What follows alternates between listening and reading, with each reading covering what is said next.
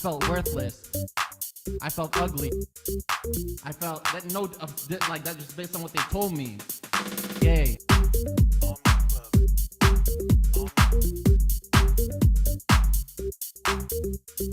Gay.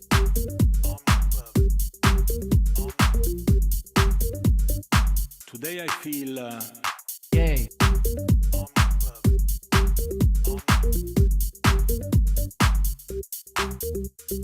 Gay.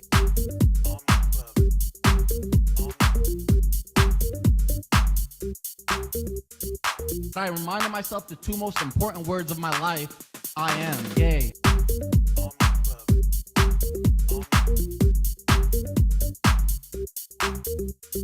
Gay.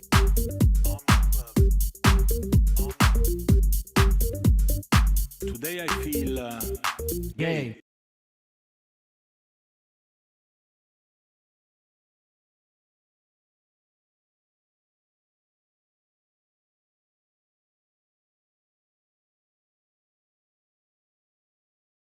It's not illegal to not listen to music.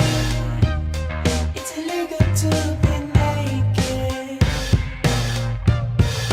What's the point in thinking I have a God that create my own language? You ain't been doing the education. You don't realize I'm so frustrated. People think a lot about my motivation. It's very like being a maniac. You ain't got the answer. You ain't got the answer.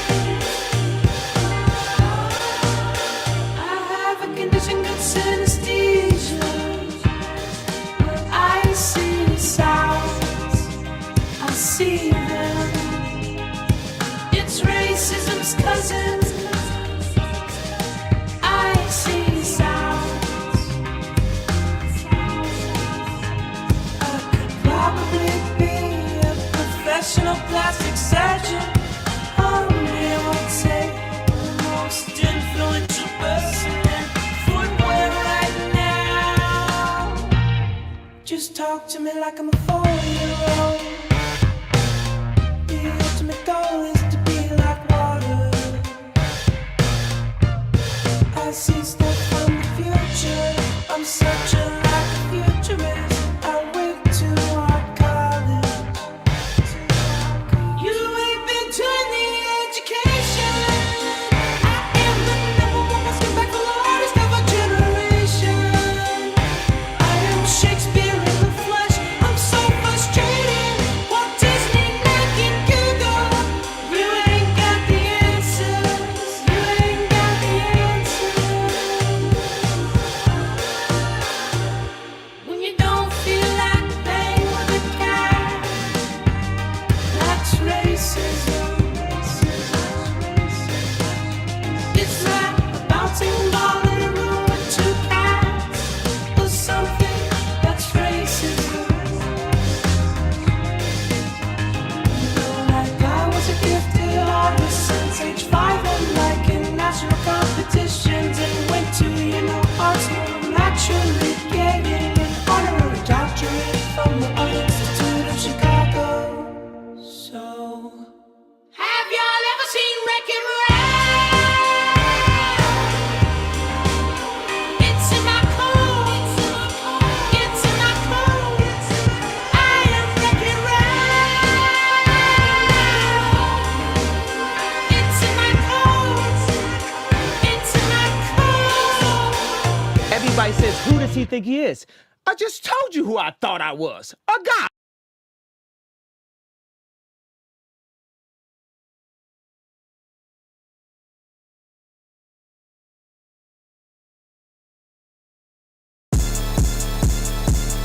This is a swamp production. Yeah, corrupt Shrek named Donkey. Hey, listen, I see some soldiers from far away. They trying to tell me that this is their swamp. No, donkey. This is my swan, my swan. Yeah, donkey, this is my swan, my swan. Yeah, donkey, this is my swan, my swan. Yeah, donkey, this is my swan, my swan. Yeah, donkey, donkey. Sipping that lean is bubbly. Smoking that green is lovely. Yeah, donkey. What's in a bag? Pumpy. We got a mag, pumpy.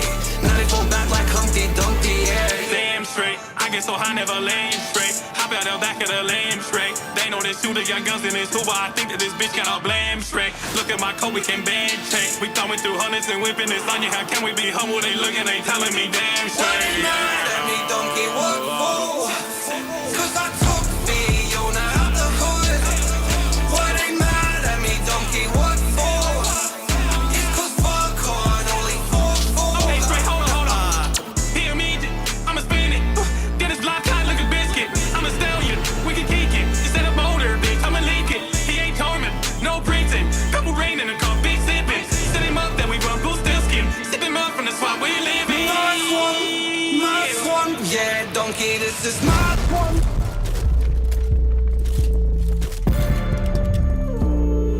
Calm, straight, calm. My swan, yeah, donkey, this is my swan. My swan, yeah, donkey, this is my swan. My swan, yeah, donkey. Came out of swamp, I'm donkey. Sipping that lean is bubbly. Smoking that green is lovely, yeah, donkey. What's in a bag, pumpy? We got a mag, pumpy. Now they fall back like Humpty Dumpty, yeah.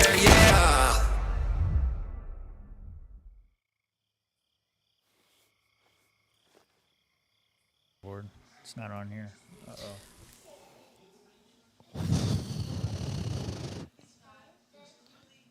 What is this? 2 weeks ago, I made an anonymous tip to an ICE office about a restaurant I'd applied to that rejected my application. 3 days later, there was a raid on that restaurant and 12 of their employees were deported. I did this because I really wanted to work at that restaurant, but they were full staffed. So I figured, what better way to like get an opening in than to have half their staff deported? So that's what I did. When I reapplied, I got hired. Did he get? I was there a few days, but now I'm worried that they're going to find out that I was the one who called and had half of their staff deported. Well, you just made a video about it. For anyone who's been in a similar situation, was there some way you were able to soften the blow ahead? For anyone in of time, a similar kind of, situation, like, get them used to the idea that maybe like an employee here got everyone deported. Who knows?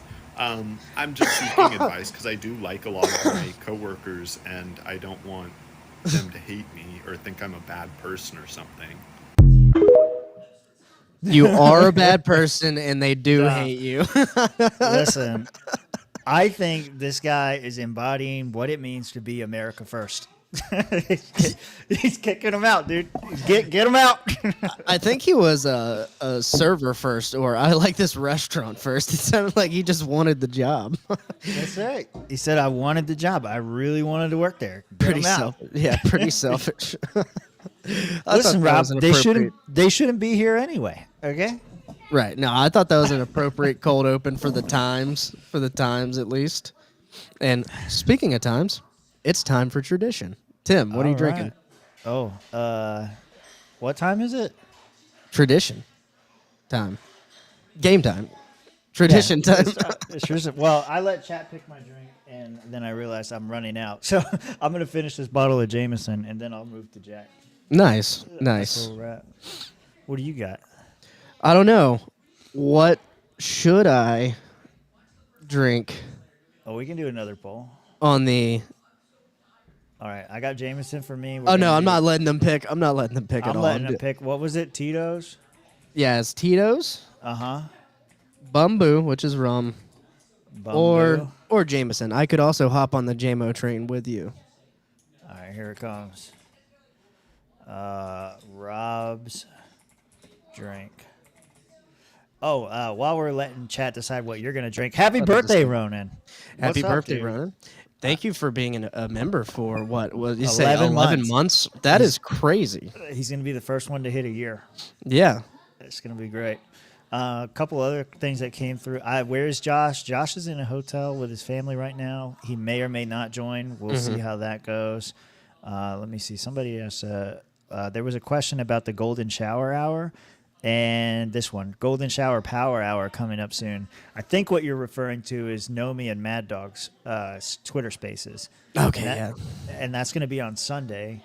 And yes, I will be there. I think I was planning on making it as well. Yeah. Because so- you asked us, you said, try to make it if you can, right? Yeah, So, yeah. Is it Sunday or Saturday? I can't remember. Hopefully it's Sunday, and we'll probably give up our members only episode, unless is it the same time? We'll have to No, look it's at that. not. It's not the same time. Okay, so probably do that. Because they start theirs at 9/11. Yeah, so Sunday 9/11. It's a very specific time, but yeah. Okay. God's time or Eastern time? Eastern time, so 8/11 for you and I. So prior to the show, Tim is still adjusting to being on God's time. That's right. And he thought he had an hour to spare. And I'm in here freaking out because I thought I'm about to solo the show, which I'll do. I think I tried it once. Yeah. And it was like I didn't like it. I could do a solo show now, I think, but not with having to put together show notes like I did today. You guys all suck, okay? There's 6 votes and the vote split 3 ways. I mean, there's a reason for. Here's there's a reason why it spins. Democracy has prevailed. You will drink a little bit of each of them in one drink. No, what? Go on, dude. Go on. No, you're crazy. Because I think it dispenses a shot each. Like, cause I haven't tested this out yet. I fixed the leak. We had a leak on Sunday. Yeah. I'm gonna go. I'll join you. How about that? I'll join you. Well, you'll just rotate. How about that? You start with one and then you'll do each of them. I'm pumping. She's not working. Uh-oh. I mean, I'm looking at a lot of liquid coming out of that thing. Yeah, that time it did. It was dripping before. There we go. All right. Yeah, drink all 3. It's Ronan's birthday wish that you drink all 3. You're crazy. A little barf never hurt no one, says El Bro. You're crazy. Double stream it. We probably will. I don't think that they'll mind if we like simulcast it while we're doing it. We've done that before. And since we're still on tradition, I do have to come clean about something. Uh-oh. For the last month, starting, I think it was September 29th. I was fake drinking on this podcast. Wait, what? Yep. What? I was fake drinking on this podcast, and Why? I'm going to make up for. I was doing Sober October, most of it, and I did until this past Sunday. I did have a drink this past Sunday. You're hurting my feelings right now. I know. And here's the thing: I am going to double up. I'm going to double up at some point. I think we should do At some point. something like this. Something like a.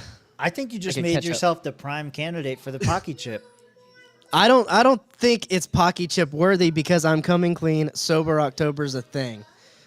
But you could have just told us. Like Mitch tells us he's not drinking all the fucking time, and He nothing never ever drink. He happens. never drinks though. He never drinks.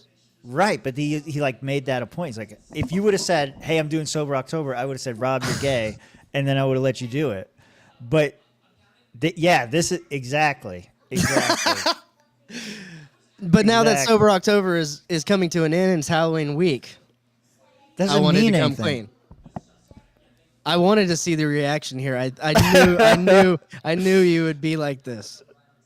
I feel like listen, the deal was we were gonna let chat vote or whatever, or whoever's gonna vote. It's not gonna be up to us. It's gonna be up to the audience in some shape or form who's eating the Pocky Chip.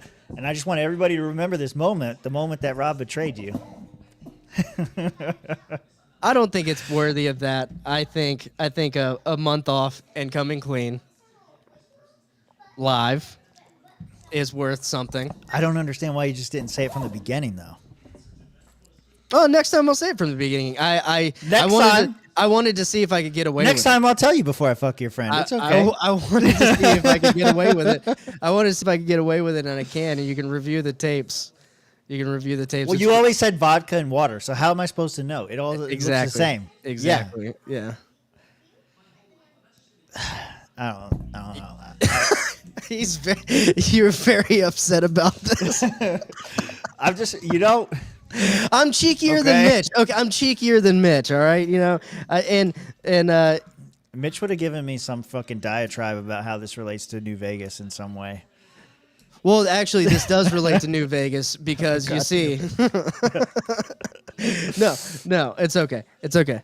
I just wanted to let you know that it's over, and now that I have this, there's no possible way. Don't be mad at me. Listen to the laughter of your children in the background. It's, you know, No, I wish Keep they'd you shut up happy. sometimes. But let me see. Here it goes. There was one other question. Chuck asked me about the job. Job's going okay. Tomorrow will be the first time I have to be there at 3 a.m. So oh tonight, my God. So tonight's gonna be great. Yeah, the new job's gonna have me working. This is something. This is like we're not getting into the news yet. This is just me and you talking. But Yeah. I feel like we may have to make another change soon, but I don't know how it's gonna work. So my new schedule, I'm on God's time. So this is God's time zone we're talking about. 3 a.m. to like 5 p.m. every day. That's my new schedule. Every day? Monday through Friday. Yeah. 3 a.m. to 5 p.m. What kind of slave labor hours are you working? Oh, well, you see, the Department of Transportation allows you to work 70 hours in a week. And so truck driving employees are you know, we utilize all that time. I did put some trucking in here in the show notes for you today. If you, I don't know if you've seen the right. trucking. Okay, yeah, I mean, I don't know I don't know what we're gonna do with that change. That's gonna be crazy. So we'll have to figure that one out. Yeah, it's going to be tough. I don't know. We'll see how I feel tomorrow morning after tonight. Yeah, Then yeah. we'll see how it goes. Yeah. I'm not really sure. I like just switched over to a tab and it goes to Rumble and there's Tim Pools just yelling at me. But yeah, here you go. This is what you shared for the trucking thing. Dude, Oh this wait, no, Lee, save it. Okay. save it All for. right. There's a trucking news story, and that was a palate cleanser for the trucking news story. Wait, do all of these have like specific times? What about this one? No, that one's. This Okay. one is just palate cleanser. It's going to get us into the news, though. There's going to be a segue buried in this woman somewhere. Somewhere, I'll find it. We'll dig it I'll out. look. I'll look at least. All right, here we go. Did you do it? Did you do it? Did you do it? Yes, Did you do it? I am officially Mr. Mueller. Hey! Hey! Hey! Hey! Hey! No. Hey! Little hey! Oh! No. Hey! Oh! With the fucking Muellers. I give him 5 years or less. Oh, you think they're gonna get a divorce? Oh, yeah, absolutely. It's Why? gonna happen. Because you think she wears the pants in the family? Her pants are baggier than his, I think. Yeah. I wanted Yeah. to play this to see how everyone reacts because I think I know you and Josh's reaction. I think I'm on the opposite side of this. I don't care. I don't care. What? Yeah, I'm not traditional like that. Like I would rather my future wife take my last name, but like if she wanted to like hyphenate would it or something. rather- Yeah, if she wanted to No. hyphenate it or something, I'd be fine with a hyphen. Tell yeah. that bitch to get in line. Take I your don't name. care. She's a Vincent now. Yeah, exactly. But you know what? What if his last name was like ass or something stupid? You know, like what if he had It's a not going to be bad ass. last name? They like Johnson. Ass Johnson. Ash hyphen Johnson. No, I'm not for this. Fuck that, dude. Let me see. She looks heavy built. She's not even that. She's We were not, talking. like, chubby or anything. We were talking earlier about the Fuentes and Carlson Yeah. interview. Rob hasn't watched it yet, but there's a part in the interview where they're talking about where Tucker is talking about the married women he knows, and he says there's no such thing as a happily married liberal woman. Tucker said that?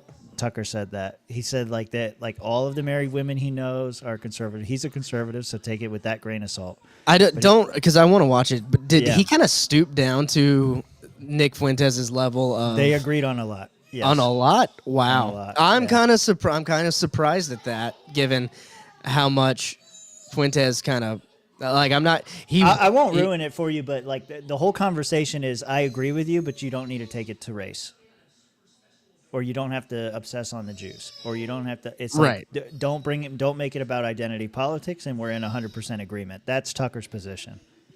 That makes sense, and I think he's been kind of distancing himself. Fuentes has from that, because after speaking with Candace, well, not really Candace, but Dave and Tucker and some other pundits, he's been kind of curtailing his arguments and his stances to better fit like a broader audience per se. Nick has, I think so. He talks about that a little bit too, about how he's been like trying to put it out there that he's like not for violence and I don't want to ruin it for you. It's good conversation. Just well, like it was late last night. I looked at the timestamps and I was like, this is pretty much what he talked about on Candace and Dave Smith's podcast. So if it's the same thing, like I don't really care to listen to it over and over again. Other than Tucker, I'd mostly be listening for Tucker's take on it. Yeah, no, it's worth it for that. But yeah, that was one of the things he said is there's no happily married liberal woman. Like they just can't be happy. It's not an option. Maybe you're right. Maybe you're right. So either they get divorced in 5 years or she's pegging him. Those are my two. Which is not that bad, Tim, right? Fuck you. Okay. Not that bad. You just fart a lot. That's fine. She looks heavy built. We read that one. My last wife never finished changing her name. It ended and I kept everything when she left. Never again. Fuck her. Wait, what? What? Can you bring that one up? Hang on. Yeah. It ended. My last wife never finished changing her name. It ended, and I kept everything when she left. Never again. Fuck her. I kept everything. Look at bro's posture on the left. I think you played it a little bit. I don't know which posture he's talking about. I didn't mean to do that. I was gonna leave it. I mean, I don't know. He just seems like a weak man. In the pause screen right now, Rob. Wait, what? Yeah, he said that. He said that earlier before you played it. So yeah, I don't know. Yeah, I mean, I don't know. I just wanted to see your reaction. I mean, I knew you guys' reaction to that, and I really don't care that much. It would hurt a little bit, but I'd be like, whatever, man. These eyes right here. Help! She was super excited about it. I mean, yeah, she just got like, I don't know. And this is the thing too, is like, I think like a lot of women just think that they want somebody who will do this, that'll do whatever they say until they get that man. And then they realize that man is shit. And then That's she a talks shit man. to her friends, and she like whenever they break up, and she's like, "He took my last name." Like, what kind of man does that? Yeah, what a I don't loser. know. I don't know. We'll see. I knew I was going to divorce his ass. I just didn't want to do all the paperwork. There's a poly market bet going on if they're going to get divorced or not. So, well, there you go. There's your future wife right there. A name is a very personal thing. I see no problem with it either way. Right. There you go. I would. Wife. It's more of like, do you want to be last called and everything? Because me, like, my last name starts with a V. And so if you're used to getting done earlier, getting called first in class or whatever, yeah, you know, that's forget about it. Them days are over. Them days are over. I did like that, like having a C last name. I was always pretty early on. No, I loved having a V last name. I'd always get to present on the second day, dude. I would never have my shit done. I fully believe that having like a last name like maybe R through Z, makes you a procrastinator in life. I really do, because most teachers just go alphabetical growing up in the formative years. Interesting. There's a study that needs to be done. But all right, let's get to the news. You know who else is procrastinating? Our government on reopening. How you doing? How do we find such a good segue? How did we find such a good segue? Day 28 days later of government shutdown. This guy kind of explains it a little bit to set up the story here. So let's kind of. He's claiming that this shutdown could last to 2027. I'm gonna say that's unlikely as fuck, but let's hear him out. All right. The government shutdown could theoretically last until 2027, according to Zero Hedge. Dare we dream? As the federal shutdown enters day 28, we are just 1 week shy of the record set back in 2018 when Trump wanted a border wall and Democrats wanted new voters. Republicans ended up surrendering on that one with not one penny for the wall, but this time, amazingly, Republicans have held the line. This is probably because polls are showing the shutdown is not actually hurting Republicans. In fact, their odds in the midterm elections, which is the most important thing in Washington right now, have actually gone up since the shutdown began. The midterm election isn't until next year. We have a whole nother year. So is that where he's going with this? That's where he's going. I'll let it play. Yeah, but Now hitting 40%. That's pretty impressive considering the party in power has won midterms just 3 times since 1934. Yet here we are, near even after 4 weeks of shutdown. Now the polling suggests mainstream media has lost their mojo, while Trump has been very careful to keep funding everything popular, so the military, ICE, WIC for pregnant women, while just not your military, Ronan. That's all. Yeah. starving all the left-wing garbage, the foreign aid, money holes for New York subways and wind farms, food stamps for illegals. So there's little pressure for Republicans to cave. They win by doing nothing, which, to be fair, is already their comfort zone. And that takes us to Zero Edge, who asks, how long can it keep going? Now, the key is most past shutdowns were paired with a debt ceiling, which makes markets panic about treasury payments, which are the lifeblood of our Ponzi financial system. But the next debt ceiling doesn't hit until mid-2027. That removes the external pressure to cut a deal. So if the world's not ending, if markets aren't even noticing the shutdown, if Republicans are rising in the polls while Democrats are afraid of their Antifa base, nobody needs a deal. In theory, this means they can literally keep going until 2027. Yeah, so that's for fun, dumb, though. what if they do? For starters, 2027 is... Yeah, I disagree. Yeah, I don't think it's going to happen. Ronan's saying, I'll place money on it that it'll be done by November 7th.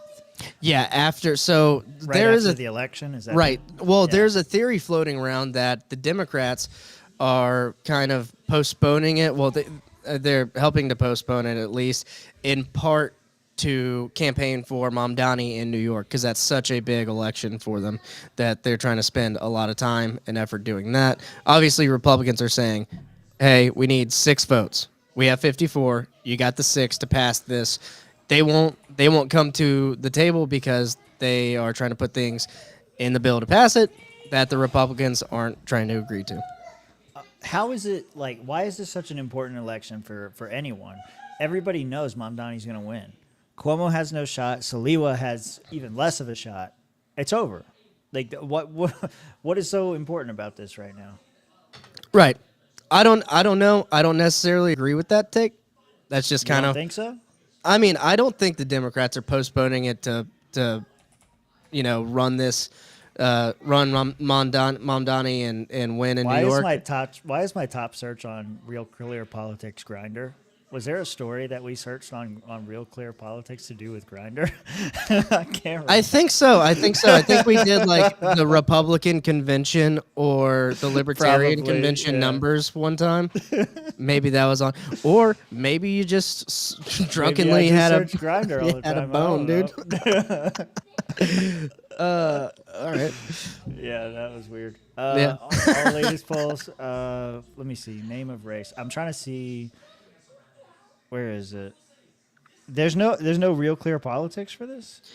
And I'm kind of agreeing with you. Like, I don't see Cuomo winning. I don't see. Saliwa? I see Mamdani running away with it. So, to me, I don't.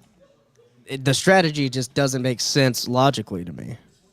I think it could make sense, right? Like, so if they reopen before the election, right? If they reopen government before the election, then obviously both sides are going to campaign on that as a win. If they leave it shut down, Republicans are using that to build up support, and Democrats may look at that and say, well, you're a do-nothing person anyway, so it doesn't matter to go vote for you. So it's like it doesn't necessarily benefit Democrats either way. Right. But it's just, they would at least have something to say. Let me see. As of October 28, 2025, Mamdani maintains a lead in New York City mayoral race, though his advantage has narrowed in recent polling. Suffolk University said Mamdani had 44 and Cuomo had 34. So 10-point lead on him, cutting his previous lead in half. So it used to be 20 points up, and now he's only 10. Curtis Saliwa is 11-19. So it is narrowing, and maybe if he throws those votes. But like we said in previous episodes, I don't think all those votes go to Cuomo. I think some of them might go to Mamdani, and some of them might. I think most of them go to Mamdani. Yeah, from Cuomo instead of Cuomo. Yeah. I could see that happening too. I think they're going to get split among the two, per se, because there's some people who are fine with having a socialist and communist, especially Democrats, and then there are some that are not okay with it. And I think that's partially why the you're going to see the narrowing in the polls here, is because that's kind of been the talking point against Mamdani is, hey, you're electing a communist. He wants to tax all the rich people. And, although that might be popular with his base, it's not so popular with anyone who knows anything about economics. This says, nonetheless, 2% of respondents said that they will be voting for Eric Adams, even though he dropped out. How many are voting for the Libertarian? Right. Who is the Libertarian? Yeah, I don't know. Yeah. Not Larry Sharp. Among Saliwa voters, Cuomo is more popular than Mamdani. That makes sense. As for their second choice, 36% picked the former governor, while only 2% backed Mamdani. That's out of Saliwa voters. Wow. I was looking to see if there was anything about Cuomo supporters. Yeah, I don't know. We're not getting Mitch's Cuomo comeback story. No, I'll put money on that. And we will get to Mamdani later, because this is all okay coinciding. But yeah, nonetheless, I mean, I don't think the theory of the Democrats shutting down for the New York campaign, mayoral campaign, I don't think it makes sense. And I don't think this guy makes sense saying it's going to last till 2027. If it does, we're going to see significant cuts in government spend. Like, we could actually get back to a balanced budget, maybe. By that point, that's 2 years. That's never going to happen. It's not going to happen. Trump is advocating for no debt ceiling. Right. He didn't give a fuck about a balanced budget. No, not at all, not whatsoever. Yeah. Mike Johnson weighed in on this a few times. There's a longer video. Here's what Mike Johnson. So Republican. He looks speaker. like Pat's dad. Like Pat. I've never met his dad, but I imagine his dad looks a lot like Mike Johnson. It's the glasses, probably. So here's Speaker Johnson kind of trying to make it simple and saying, here's the Democrats' narrative, and we're gonna smash it because we need 6 of them, and they're not willing to come to the table on these issues. He goes into that later as far as the issues, but he just kind of explains the numbers here. That's to help. You need 60 votes in the Senate. We only have 53 Republicans. The Democrats are the ones voting repeatedly to shut down the government. But they're not opening it back up. They spent most of their time trying to distract the American people from the very simple truth. That's to help. You need. That's about it. And then there's a longer one below it. Still, this one here. Speaker Johnson. Yeah. Yeah. Okay. Let's see. There are simple facts about the Democrat shutdown that everybody needs to recognize. The Democrat shutdown. Labeling it as Democrat. First of all, we have to have Democrats to reopen the government. You know that in the Senate it requires 60 votes to break an impasse. Wait, hang on, Lily. Hold it. Hang on, Lily. Hang on, Lily. See this, The okay? hell you doing, We're gonna make girl? it simple. I had my 15-year-old son and some of his friends were together over the weekend, and they wanted me to explain it to them as simply as possible. This is the little formulation, okay? Hey, fellas, remember from civics, you got to have 60 votes in the Senate. We only have 53 Republicans. No, what I remember from civics is you have to have a majority, and that's 51. Okay? Get the fuck out of here, bro. So we must have Democrats to do it. The Democrats are out trying to claim that this is all on Republicans because we control the government. We don't control the Senate without 60 votes, so you have to have them. Now they've voted 13 times, those Senate Democrats, counting the House and the Senate together, they voted 13 times to keep the government closed.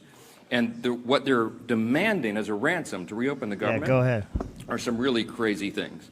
They want to restore $200 billion in health benefits paid for by U.S. taxpayers to illegal aliens and non-citizens. Okay, pause. We can't do that. I do want, so each of these things that he's claiming that they want, I do want takes on it, because to me, this is like, these are no deal. Like for us, obviously, government spending is a problem. So for anyone to come to a deal, like say libertarians were in office and say, we need to reopen the government, here's what we want. No. All of these are like, fuck no, I'm not giving you any of this. So specifically, if people are not paying into the system, and they're getting the benefits, that needs to stop. So, like, why are we funding this? This is why we're in debt. This is why shit's so expensive. Yeah, I think. I mean, 200. What does it say? 200 billion in benefits to illegal aliens. No. The fuck out. Sorry. All right. What's the next one? We want billions of dollars in wasteful programs to be returned to foreign countries. Like Israel? That's your Pakistani gender programs. No, they're going to still give money to Israel, obviously. Oh. That doesn't stop. Yeah. So billions in wasteful programs. Nice labeling there. But okay, yeah, sure. I don't want to give any money to any foreign country for any reason. Fuck No. off. For things that none of you would agree with. We are not going to do that. They want $500 million to go back to left-leaning news organizations. What is that? PBS? Yeah, here the juxtaposition between the Democrats and the Republicans is left-leaning news organizations from the right, and then from the left, it's publicly funded, your free news, your PBS, your NPR, your shit like that. Yeah. No, fuck them too. No Yeah. money for any of them. Paid for by taxpayers. We can't do that. And then they want to cut $50 billion from the Rural Hospital Fund. Okay. Cut that too. Yeah, I'm fine with cutting that. Okay, cut that. That's fine. And that's where the Republicans are socialists, because me and Tim are sitting here like, yeah, no, why would that be? Why would the Rural Hospital Fund need to be there? I thought we were in favor of cuts. What happened? Why do we want high insurance premiums, guys? I don't know. You tell me. Why do we want to drive the price of the market up? And I am affected by this. I went to the hospital down the road from me. Remember when I got stung by all the bees? I went to the hospital, and they missed my vein 4 fucking times and bruised the shit out of my arm when they were trying to give me that IV. Maybe rural hospitals do need more funding, but it ain't coming from these assholes. No, not that one. And it's not going towards bee stings, that's for sure. You're damn right. My point with that is like some people, like when you say this, they're like, oh, well, you're just saying that because you're not affected by it. No, I would be affected by it, but I also think that like over the long term, over the bigger picture, you're gonna destroy this fucking country. Yeah. And it won't matter how much it costs because you won't be able to get it. Yeah, and long term, if you stop funding this shit, I mean, prices are going to go down in the market. Like, if you go now and you pay cash instead of having, it go through your insurance, Yeah. they give it to you cheaper because they don't have to go through the insurance. That's what happens. Look at LASIK and the eye market. Everything's a hell of a lot cheaper than it used to be. Yeah. The boobs are so cheap because you can't get insurance to pay for them. That's my hot take on that. All right. Valid. This is why we have a majority of men listening to this podcast. There's a few women. They say things every once in a while. Every once in a while. I pretend to hear them. Yeah. Like JC. She comes in and she says hi to everybody. You think that's a woman? Has to be. Why does it have to be a woman? I think so. Do you know one way or another? No, because nobody knows who JC is. Right. I think it's a one. The OMG high. Maybe. You might know? be onto something with that. That's what I was. I don't know. Chat, to back me up here.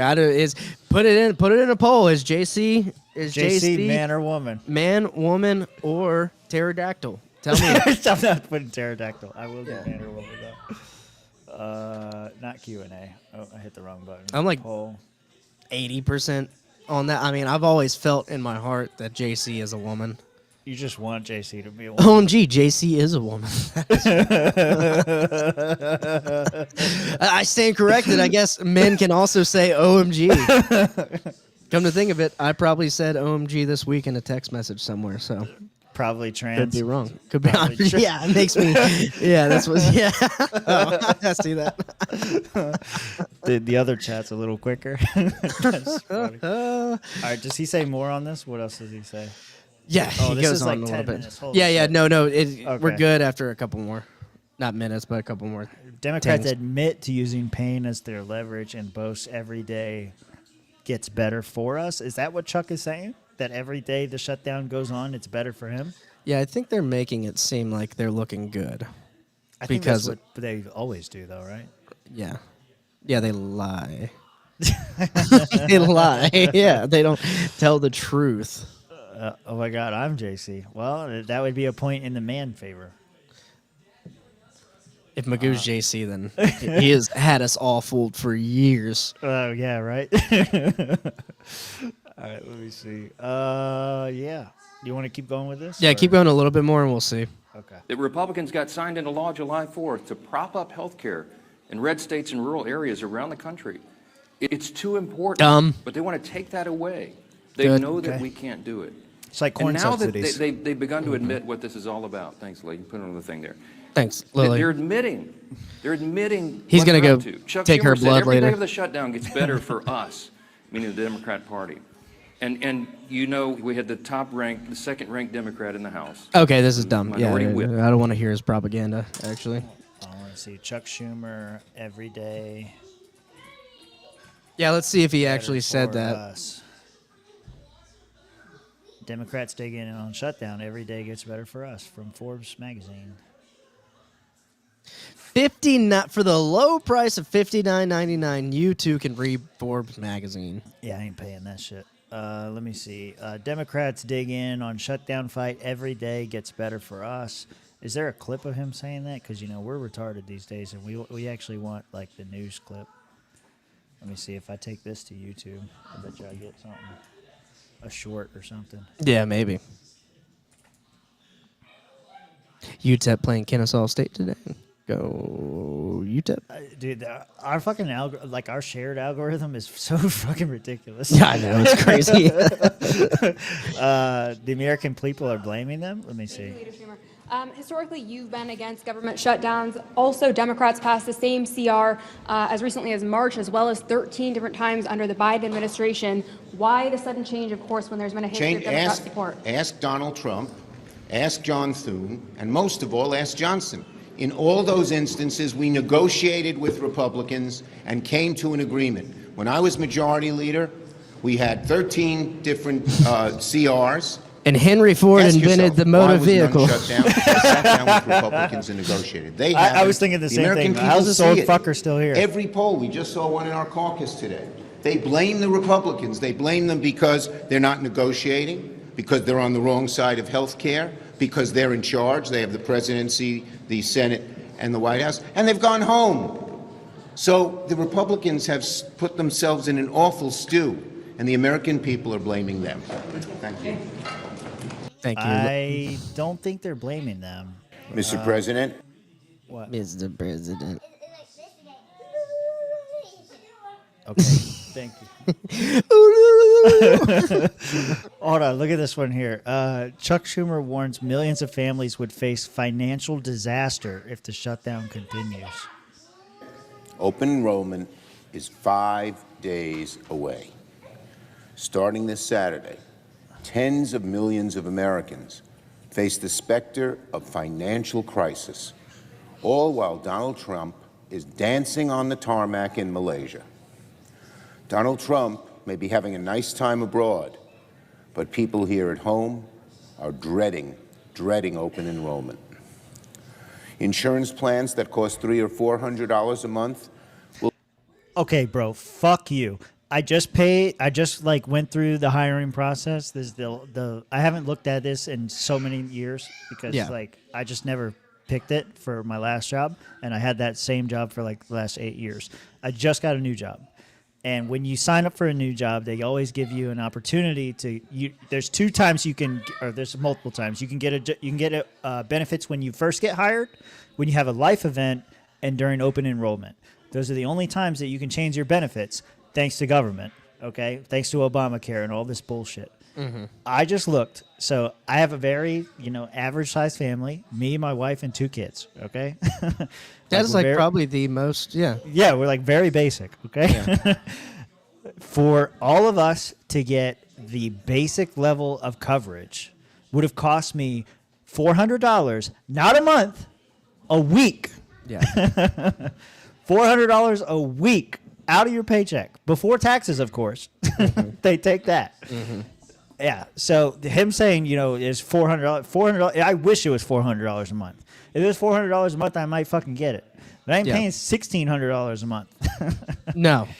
I mean, and that was through your private employee. That's right? through the yeah. It's not a government employee. Yeah. So I mean, that's kind of my point here. Is government has messed up this market to the extent to where it's like it is a problem for anybody. It's a problem for people who have money, who don't have money. I mean, God forbid you get into some sort of a battle with your insurance company where they're not trying to pay you for like a catastrophic event like cancer or like a car wreck where you're paralyzed and shit. And that's like a that. separate insurance because there is like a medical disaster or medical, I don't remember what they call it, but there's a separate set of insurance that pays for, like some medical thing that happens to you that debilitates you from going to work. Mm-hmm. Yeah, that's completely separate. And that's kind of what my employer is new, so they're not paying for our healthcare right now. So I did that separately. I have my checkups that starts like November 1st. Same with my new insurance starts November 1st for catastrophic. And they charged me extra because they said I was too fat. And I'm like, fuck you. That's fucked up. How are you going to charge me because my BMI? And then I was like telling the guy I've always been overweight with my BMI because I'm short and stocky. He was like, "What do you mean by stocky?" And I was like, "Listen, you can charge me now because I am fat right now. I understand, but like I promise you, I'll be less fat in a little bit, and then I'm gonna peel that shit." He was like, "All right, fatty." Get out my office. I was just like, "Listen, I just want to make sure I can appeal this and change it." He was like, "Oh yeah, you can." But go eat that cupcake real quick and see if you want to appeal it. So I did a quick little search on it. How does government shutdown affect on open enrollment? The ongoing government shutdown, which began October 1st, is expected to have minimal direct impact on health insurance open enrollment, though some delays uncertain remain. Medicare open enrollment began October 15th through December 7th, blah, blah, blah. Beneficiaries may experience delays in processing and customer staffing may be reduced, leading to longer wait times. That's what I was thinking. Like, it's not actually going to affect anything. Whenever they reopen, anything that was held up will just get pushed through. They're just gonna have like a backlog of people and work. Yeah, just like anyway, you go on vacation, you always get a backlog of work and shit. Exactly. They're waiters. They are waiters. But you know what? That's what that's why insurance companies, to a certain extent, need to be able to discriminate, because if you're super healthy, you shouldn't have to pay as much as someone who's like constantly needing to go to the hospital and benefits. And to Cheddar's point too, like I don't have that crowd health thing. I've heard that that's really good, but like the only thing that we talked about this, like, who do we want insurance for? It's not for me or Brandy. We're fine. We'll be fine. We'll figure it out. It's the kids that we worry about. But the kids, we take them to go get checkups and whatever shots we do get them. It's like less than $300 a year versus paying $400 a week. It's ridiculous. And then a lot of these premiums. And the way that the rules are set up, they're not allowed to offer me insurance for just my kids. If I get insurance, or if I want insurance for my kids, I have to get it for myself. It's not an option to just get insurance for your children. The employee themselves have to get the insurance, and then the spouse, and then the kids. And then sometimes they finagle you with the deductibles. Like you have to pay everyone's deductible before they come in. Right. It's not just yours. It's not just yours. So say you covered your deductible, and then you're like, so you should cover this, right? And they're like, oh no, it's everyone's, right? Yeah. So, I mean, it's a scam to me, and the fact that the government has propped up and driven the market how it is a major issue. But it also, I mean, to me, it kind of makes the argument for some of these socialists for abortion. That was such a good comment. Abortions are cheaper than health insurance. That's why they need to be a right. Just keep that comment for whenever he runs for office next time around. That's a good one, though. Joe Hanoush says that this makes abortion seem reasonable. See how you do in Florida, buddy. Hey, any press is good press, okay? You'll be right. all right. You'll be all right. No, I mean, but honestly, this is why Democrats and leftists are like, yeah, we're sick and tired of it, because the government should just cover it at this point. But is that what you think? That's not what I think. Oh, but okay. that's their it makes argument. it makes the argument When you it's know, super expensive. I get what you're saying. yeah, it makes the argument better because you're like, what, from this point where the government and the industry are so entangled and corrupt, what do you do? Do you go one way and like let all these corrupt corporations kind of run amok, or do you go all the way to the corrupt government and let them run amok? To me, I would say go afuera. Yeah, you would have to go afuera. And I've always said I think the system we had back in the day where you have competing doctor contracts and mutual aid societies, I think that would flourish nowadays. There's an article about that on the Mises Institute. If you look up mutual aid societies, if you watch the Monopoly on Violence, they kind of explain mutual aid societies a little bit better. But anytime anyone asks me about my stance as a libertarian on this, I kind of fall back on that. Yeah. And then to me, it's kind of hard too, because is the government allowed to compete in that market? I don't think they are. I don't think you can allow the government to compete in the market. Otherwise, you end up with the same situation as we are in now. No, I've had this argument with Nina Turner supporters on X a long time ago. Is they used to make this claim all the time. It's like, are you against government health insurance? And I would say, no, not necessarily. You can have your government option, but the problem is you didn't make it an option. You made it a mandate. If the government wants to compete in the market, they'll lose. And I'm confident about that. They'll lose against private competitors. The problem is they don't look to compete. They keep everyone else out so that they are the only option.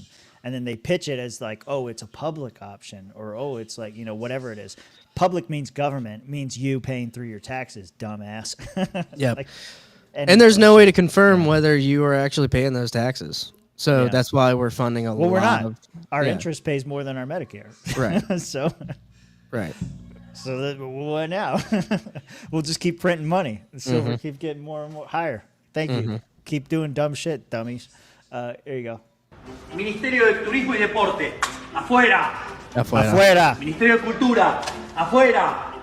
Ministerio de Ambiente y Desarrollo Sostenible, afuera. We're gonna get NBC copyright for that music. Well, while you have him up, down the third from the bottom, you can pull that tweet up relating to Javier Milei. Okay. They won their midterms down in Argentina by a lot. I was gonna say I heard something about things not going so great, but maybe this is different.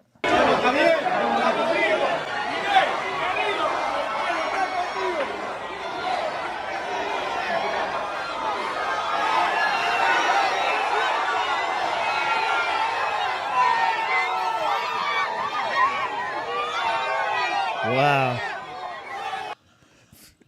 Dude, he may get reelected. It says, Maybe. right? I love how they call him a right-wing populist. Right-wing populist. I mean, it's kind of accurate. It's kind of an accurate description of him. I don't disagree, but I know a whole server of people who would vehemently disagree. They say he's libertarian. Yeah. Well, they would say libertarianism is not right-wing. No, yeah, I agree with that. But to me, there are a couple things, like especially his like support for like Israel. I think that kind of goes to the right wing. You're great on economics, but you support Israel, therefore right wing. Yeah, I mean, and I think I've seen a couple other things where I've been like, okay, maybe the heavy-handedness. He went from 37 to 101 as far as their representatives. Yeah, that's pretty crazy. From 6 to 20 in the Senate as well. Yeah, wow.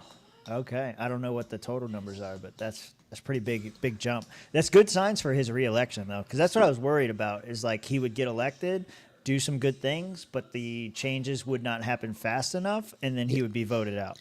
Yeah, and that's kind of the experiment, right? Going on in Argentina is, does just cutting all this government like fat and industry work, and is there a backup plan that works whenever?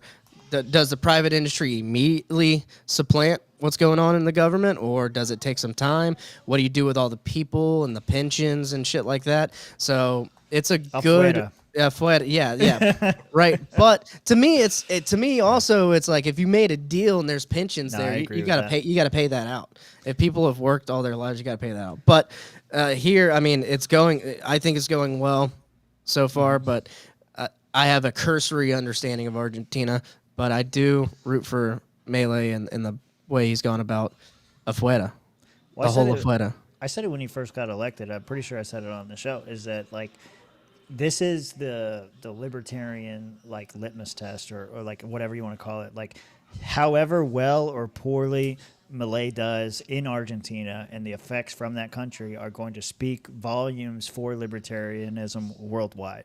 Mhm. Because he is the poster boy. Everybody's accepted him. And if he fails, we're all fucked.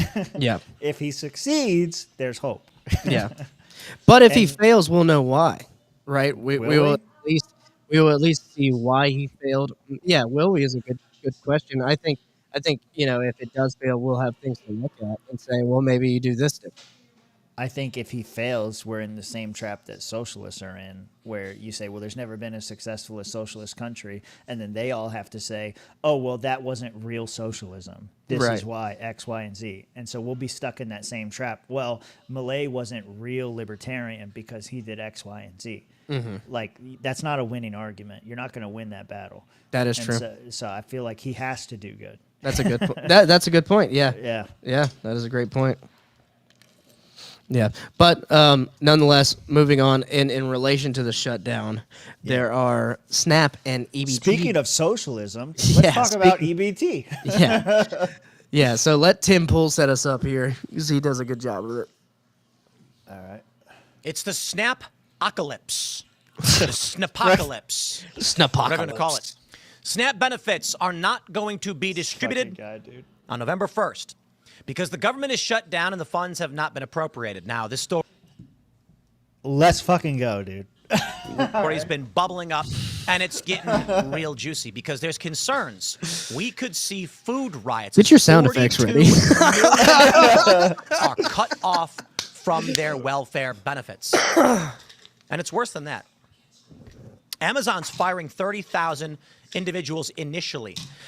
And while you may say that's bad, their big plan is 500,000, all to be replaced by robots. And again, There you're we probably go, saying, wow, dude. that's even worse than I realized. Yeah. And then you realize when they're laying off 30,000 people just before the holidays, Yep. this is supposed to be a period when holiday workers come in and people make extra money.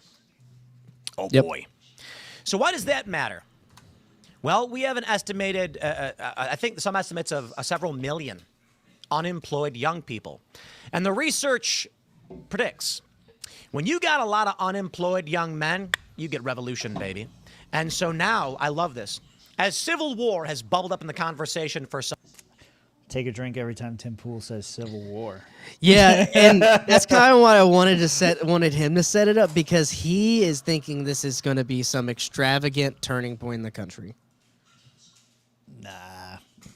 I don't think so. We'll let him keep going. Sometime. Now we're starting to see articles about a revolution happening. I don't know if it would be Same a revolution thing. towards the left, to be honest, because Yeah. well, the younger generation is largely right-leaning at this point. I'm And light-leaning in it myself. seems like the reason this narrative is emerging around revolution is because the left may have been crushed. Certainly, they will still resist and still fight. But revolution is indicative of Trump doing something. I don't know. A third term, who knows? What I can say right now is the Trump admin has told everybody there will be no emergency funds to maintain SNAP. I'm hearing they're going to let it go. They're not going to intervene. They want SNAP to implode. Good. And the reasoning is actually quite simple. There is no political mechanism by which you end the abuse of these welfare systems. Listen, if you're worried about your SNAP benefits going away, just do what the guy did in our cold open and call your local ICE department. You'll get a job tomorrow. You don't have to worry about it. Well, and yeah, that is part of that is part of the problem, Dave Smith, aka. But like, also the problem is the people who are able to get it, like are legal, are U.S. citizens, are also taking advantage of it. To me, a lot, and a lot of this has exposed some abuses that people weren't necessarily aware of. Like, you know, I had the privilege of growing up, the white privilege of growing up with, you know, without food stamps. Now, my aunt and my cousin, like, I waited in a food stamp line with my aunt and shit, and was able to. A food stamp line? Yeah. Well, we went to the fucking, my aunt had food stamps and stuff. So I've been in the lines and shit. It's the same line. What do you mean? Do you have like a special line? What do you mean it's the same line? When you have food stamps, you just go through like a normal customer, and then when you go to pay, you pay with the EBT or the SNAP or whatever. No, we went somewhere. Maybe we went to a food bank and then paid with. A food bank would be like different. That's like it's supposed to be for like homeless. That's and like indigent. charity, right? Yeah. So see, I know, like, I don't really, but also we would get denied if we asked. If we asked to do, in America, socialism doesn't, because you can just use it at the gas station, right? Yeah, exactly. As long as it's not prepared food. There were like certain rules, like you can't, because I had it for a little bit. You can't get like hot food. You can only get like the cold sandwiches at 7-Eleven. Okay, that's okay. Mario Coupons for food stamps. That's what she did. Obviously, I was a kid then, so it was a long time ago. Okay, but. Yeah, I think that's kind of what happened. I could be wrong, could be making fake memories up, but I do remember going somewhere for this, right? Yeah. But to me, with the frenzy that's going on with people freaking out about not getting their SNAP or EBT, people are posting on TikTok and Twitter, and we're learning some interesting things about how these benefits are used, how they're bartered. Abused. Yeah, used and abused is right. So you don't have to play all these, but I'll play some of them. I haven't seen any of these, but I'll just say back 2008, 2010, that time period, I used to have food stamps, and the going rate was 50 cents on the dollar. And so I would take my drug dealer with me to Winn-Dixie, and I would have $200 on a card, and I would get them whatever they wanted, and it was 50 cents on the dollar for that much wheat. But how did you buy food then? Oh, I didn't worry about that. But how are you going to smoke so much weed and not have food? No, you know what we used to do is the Checkers. Okay, so Checkers has this thing. If you ever go to Checkers, look at the back of a receipt. I don't have one on me, but if you look at the back of the receipt on Checkers, there's a survey that you can do. You do the survey, and you get a free Big Buford with any purchase. Yeah. So what I would do was buy a drink, because a drink was $1 back then. So I would buy a drink for $1, get my Big Buford. They would give me another receipt, Rob. And you get another Big Buford. Get another one. Americans, I understand you're upset about losing your benefits, but listen here. I've heard from a reputable source that we can run SNAP and EBT specifically and exclusively through Checkers food brands. Now listen, Checkers, you can get a Big Buford and a receipt. They'll give you another receipt. They will. They give you a free Big Buford. You pay $1.50 or whatever it is for the drink. And because as long as you stay there, free refills, dude. Free refills. You get free refills. Dude, I'll tell you, you can't survive on $5 a day? Watch me. Can you imagine that like a quarter of the country just on a Checkers diet? It's insane. Well, it's not too different than America right now. Yeah, they do have quality fries. Do have some of the best fries. They got rid of fries. all the Checkers in Pensacola, so that's unfortunate. I'm a big Buford fan. I could be Buford, you know? We had a lady who was running a Facebook Marketplace bakery shop. All the food stamps went to baking. We had... Oh my God! So that's kind of what they're saying here. So, I mean, with the age of AI, I'm like, I don't know if these are real or not. So we're gonna throw them up here, but people are real people are confirming it here. That they sell their food stamps. Yeah, here we go. I don't like that it's Wall Street apes. You don't like Wall Street apes as a source? No, I just, I get a certain feeling about it, and it just doesn't make sense. They're definitely right-leaning, but I think this guy is kind of this guy's like letting us in on it. Okay. All right, I'm gonna keep it a buck with y'all. Like, the real reason why a lot of people $1 is 100, and that means 100%, which means totally real. Yeah, thank you. I was gonna do the same thing. Thank you. Okay. For I'm gonna keep it a buck with y'all. white audience. Like the real reason why a lot of people are upset about this whole food stamps, SNAP benefit thing, bro, is because they're selling their food stamps, bro. They're selling them. I'm telling you, they are selling their food stamps, bro. You know how many people in New York and other states right now are going to the corner store, the deli, and they're selling their food stamps, bro? Yep. They're selling, that's why they're getting like $4,000, $3,000 in food stamps, and they're selling it for cash. That's crazy, dude. Selling it for cash. Yeah. $3,000, $4,000. Like, inflation has to play a role here because when, again, 2008, 2010, I was a single guy by myself. That like it was just me, and I think it was like $200 a month. Yeah, like it really wasn't shit. $3,000 to $4,000. Yeah, but $200 back then, I could have paid my rent with that shit. Yeah, well. Well, I'm just saying you could buy a shit ton of groceries with that back then. Now, $200 like, doesn't really go that far. But even 50 cents on the dollar for $4,000, that's still $2,000. Yeah, he's saying it's like more like I think he said 25 cents to the dollar. I'll back it up a little bit. No, dude, he got to get a better plug. He's got to get a better plug. Got to get that connect, bro. Get it right.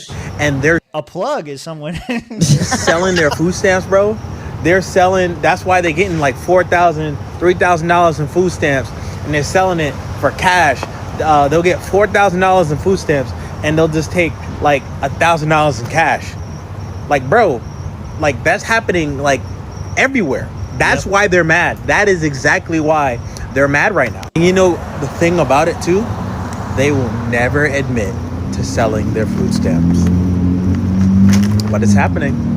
It's 1,000% happening. I like this guy. I don't know. I like him. That one's real. That one's real. This one, I don't know. We'll see. I've seen sell food stamps. You know how many people I've seen sell food stamps? Come on, I can't to pause get it. The hair done, nails done. Bitch, please. So she looks like she's working behind the counter of a liquor store. That's a liquor store. Oh, yeah. Yeah. So I'm interested. I purposely did not, like a lot of these, I didn't watch the whole way through, so I wanted to kind of see what she had to say. All right, here we go. You know how many people I've seen sell food stamps to get the hair done, nails done, their Everything toes done, good? buy an outfit to go to the club, drugs? A lot. If I've seen it, other people seen it. You know what? That's why people don't give two fucks. I've seen women get a new man. The man got the food stamp. Now, the food stamp is for her and her kids. The man has the food stamp card and he in the grocery store buying shit that he want. People see that shit. You know what? They don't give two fucks. You know, some kids go to... Here's another thing. Walmart can't kick you out of the store for eating a bag of chips. This is another thing that I learned. So you could walk into Walmart, grab a bag of chips off the counter, eat it while you're walking through. They can't kick you out because they don't know if you're going to pay for it or not. Yeah, they don't know yet. And there goes Rob. Then now he's back. That was weird. That was weird. They kick you out. They can't kick you out because you're just eating the chips. I used to have a friend that would go with me, and he would go grab a bag of chips and would just eat them while we're walking through the store. And I'd be like, what are you doing, dude? He's like, oh, don't worry about it. And they would never fuck with us. And then, right before we left, he'd put it back on the shelf. And then we'd walk out the door. Now, see, your friend is the one ruining it for the rest of us because yeah, he is. I enjoy living on the edge and grabbing a drink while I'm strolling through wherever I'm, and drink, it's like, I'm going to pay for it. I will pay for it. And I do. But maybe that makes me a sucker.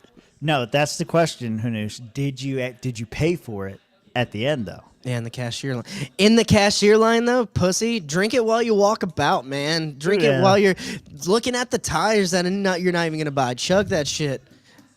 And then pay for it at the end, like you're supposed to. Wait, what? Glass bottle milk was accepted I didn't get for this Snap? either. Glass bottle milk was accepted for Snap when I was a kid. People would buy it and dump out the milk and then return the bottle for $4 to buy booze. Recycling rates were insane back then. Yeah. I didn't understand that. I'm going to change my audio settings real quick, so just let me know if you if you hear an echo now. Not now, but like in a few minutes. Never mind, I guess I'm not going to change my audio settings. That didn't work at all. All right, keep going. Okay. school and get breakfast and lunch, no dinner, because mama and I sold the food stamps for shit that she wanted. Yeah. Them people don't give two fucks. And people No. are saying, well, what about my kids? Well, yeah, what about your kids when you had the food stamps, you out there selling them? What did you think about your children then? The fucked up shit that people do, people see that. So now people are like, I don't care. Life is about to start life for a lot of people. But don't get mad when people don't give two fucks. Because we see so many people out there abusing that shit that they be like, I don't give a shit. You know, what about my kids? What about your kids? When you was out there doing that fucked up shit with them food stamps, what about your kids then? You know? When you was doing that fucked up shit with them food stamps. It's such a funny sentence. There's a old thing when Trump was president the first time. I can't find it anywhere, but it was like during the first shutdown. Somebody can find this video. I'll give you something. I don't know what you want, but I'll give you something for finding it. But there's this video of this black lady sitting in her car smoking a blunt, and she's like, "The fuck I'm gonna do with these kids, Trump? Come on, Trump, take all my food stamps. What the fuck I'm gonna do with these kids?" And like all the comments are like, "I don't know, raise them, take them to school, Do like Tim and start a chicken grow operation." That's right, put them to work. Yeah, man. Get your money back. Yeah. I mean, and you know what? People who are kind of abusing the system, it does make it worse for the people that need it. Yeah. And so to me, it's like I don't want to pay for additional oversight. That's more taxes. Yeah. So get rid of the shit altogether, and then you would have more money in your pocket because you're not getting taxed as much. Another EBT scam, selling plates. Yeah, I want to give them credit. This is from Fleckus Talks. They're huge already, so they don't need to, but great channel. Good content. Don't always agree with them, but good content. I bought the food stamps. High hood. Wait, hold on. What? Ronan bought the food stamps, so Listen. he was the one they were selling them to. I'd sell my food stamps for Ronan. 50 cents on the dollar. What you got? So why isn't it? I'd buy the food stamps. Why isn't it a 1-to-1 conversion? Is what I'm not getting here. Because it's free, and you know it's free. You didn't have to work for it. But it's still dollars. It It's doesn't still matter. dollars. Doesn't matter. Okay. Doesn't matter. All right. That's good enough for me. Especially now with like all the restrictions. Like back then, like I told you, like you can't get prepared food. You can't get alcohol. There's certain things you can't get. And like now, I think they've extended it now, especially with RFK. And I don't know, maybe I'm wrong, but it would make sense if they extended it to like no soda. No, like there's only certain things you can get, so it's already restricted inherently. So Yeah. you say it's 1-to-1, but it's not. It's more like So wait, 70-to-1. Okay, so it's a little bit more restricted than I thought, because I thought you could get soda at least. You may still be able to. I don't know. I haven't been on food stamps since 2008. But Okay, all right, true. And maybe we should look this up while we're talking about Yeah. it so heavily, because this is like Yeah. the main topic of tonight, because there's not too much else going on. There's a good bit going on, but not too much else. I do want to know what you football's can. going on. We can't talk about anything else. Yeah. I do want to know what you can and can't spend the fucking food stamps and SNAP on. Several states are implementing new restrictions on what foods can be purchased from. How is SNAP the state? benefits. How is the state going to regulate the federal program? That doesn't make sense to me. 12 states: Arkansas, Colorado, Florida, Idaho, Indiana, Iowa, Louisiana, Nebraska, Oklahoma, Texas, Utah, and West Virginia have received federal waivers to restrict SNAP purchases of certain processed quote-unquote junk foods. These restrictions vary by state, but generally include bans on soft drinks, sodas, energy drinks, candy, and some prepared foods. For example, Iowa will prohibit the use of SNAP benefits for all taxable food items except food producing plants and seeds, while Florida will restrict purchases of soda, energy drinks, and candy and prepared desserts. The implementation of dates range from January 1st, 2026 to April 1st, 2026, depending on the state. Oh, so they haven't- starting. Yeah, it's coming soon. Okay. But yeah. So like, there's restrictions on it, so that makes it less valuable. You didn't work for it, that makes it less valuable. I knew there were restrictions Yeah. on it. I just didn't know what the extent was, because I thought like they're making restrictions now where you can't purchase junk food and soda. So obviously you could Yeah. in some states, I guess. And that's a little weird that the states I guess Plus- the federal said the states can regulate it now, so that makes sense. This is another good point. Cash is versatile. You're Yeah. giving me a stamp that I can only buy food with. I'm giving you Right. cash you could buy a hooker with. That's true. You can buy anything with cash. You could buy anything. You can buy anything with cash. You can buy a kid. You want a kid? You can get rid of a kid. you could buy a kid and use that kid to get your own damn food stamps. You can give that kid money, and he can buy you a kid. That's right. That's right. We're going to hell. Okay, what's this? A lot of people are using EBT to buy food. Huh? To be fair, it's really hard to get into heaven. That's all I'm saying. All right, let's keep going. All right, conversation for another time. Food, which they put into plates and then they resell. You guys have probably seen it on social media, Instagram, Facebook, wherever. And damn, where that people lumpia is are good. Selling plates. They call it selling plates. And they buy the styrofoam separated thing. And some entrepreneurial hood types cook and sell plates. Now that's fine as long as you're paying the money and then you're making the profit, right? Yeah, it really cuts your overhead costs when you don't have to worry about the margins because EBT pays for the food. We're now learning that a lot of people are doing that with EBT and it's now That's affecting good their on that one. business. That's this pretty much government all shutdown. that is. Yeah, I didn't think about that. Like, I should have thought about this, but you think about like all the things that government subsidizes and the price goes up. Yeah. All the things that EBT pays for, price goes up. Yeah. And why not? You're gonna and get he- it anyway. And I feel like maybe you could apply this scheme to other programs, but I'm not sure. Here it's like, okay, government's going to pay for my food. So if I'm okay with running a food business, I will buy as much food as I can and sell it and make a profit. And he's exactly right. This happens mostly at barbershops. At my Wait, barber, what? yeah, no, I'm being facetious, but like at my barbershop on Thursdays that I go to, there's a Filipino family, and I'm not accusing them of doing this, by the way. They could be 100% legit. And they have very good lumpia. I wasn't lying when I said that.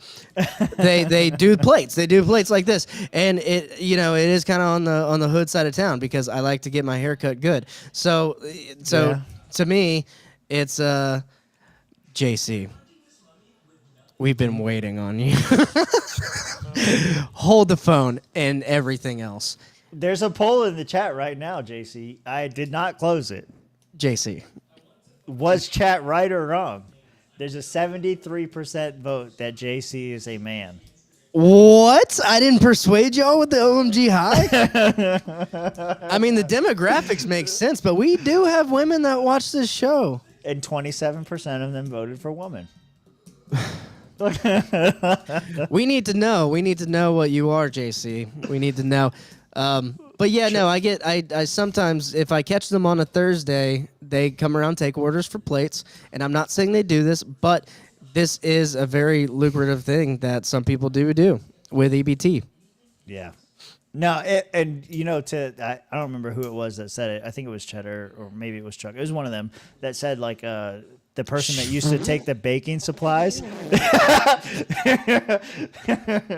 This is why we can't run a. This is why we don't have good clips because we can't stay on point. Showdown, like obviously we don't have Get out of here! Oh, dude. just say. Get just out. got a letter, just MF, like whatever. T, I will whatever. say, I've seen JC chat in other chats, but I think this may be the first time that JC has said something other than "Oh my God, hi, whoever," in our chat. So we'll take that as a win on Ronan's birthday. JC is black. There we go. 100%, 100%, 90% no. Has a job though. So how does that affect your percentile? Wow. Wow. I'm sorry. Cue it up. Wait, well, I got all of those things. Okay. Anyway, what were we saying? No. Okay. Yeah. So like with the EBT stuff, I think like the people who take it to the level where they like buy baking goods and then make cookies and then sell that shit for a profit, that's pretty smart. And you're kind of proving right there that you do not need to be on this program. You just need to get a job. Yeah. So call your local ICE department and go get you a job. Yeah. I'm just trying to make my nut. I'm good. Yeah, to me. Yeah. Oh, everyone's saying JC said he's a guy, but I don't see where he says he's a guy.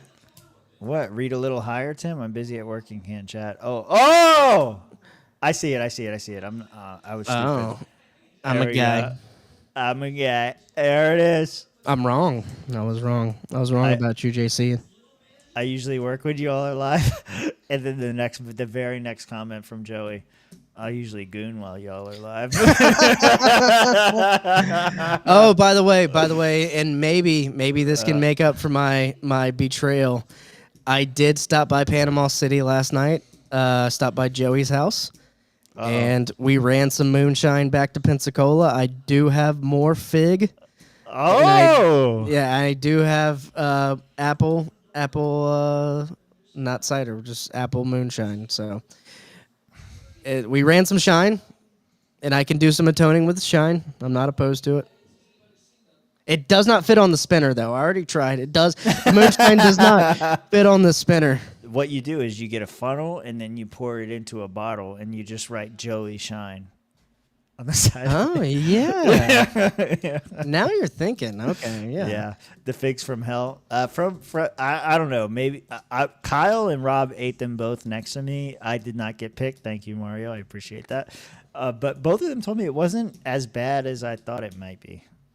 That's the impression that I got. No, I would rather do that than a bunch of other. I would rather do that and then take like a nasty shot of like what about tossed milk chip? And I don't know. I've never tried the Pocky chip. I would vote for Rob.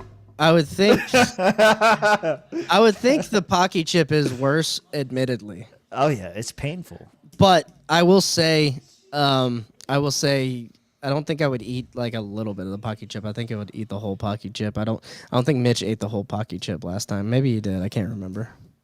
Mara didn't eat the whole Pocky chip. No, he did not. We split it in half. $50. I'm not sure if it had the fig in it this time. I think it might have just been the juice. Oh, no fig. But I'll check. If I do want your money, so yeah. But I would have to get to the bottom of it. This is my proposal. Go check the bottle. If the bottle has a fig in it, and Mario gives you $50, you eat the fig, and I won't tell anyone else about your transgressions. Deal. That's a deal. Okay, so All you right. gotta tell me if it's got a fig in it. Figs are in it. That's Okay, where the good. color.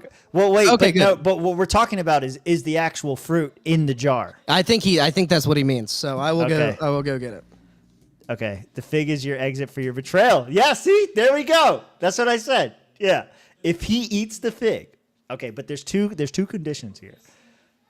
Mario donates the 50. Rob eats the fig. Those are the two conditions to forgive.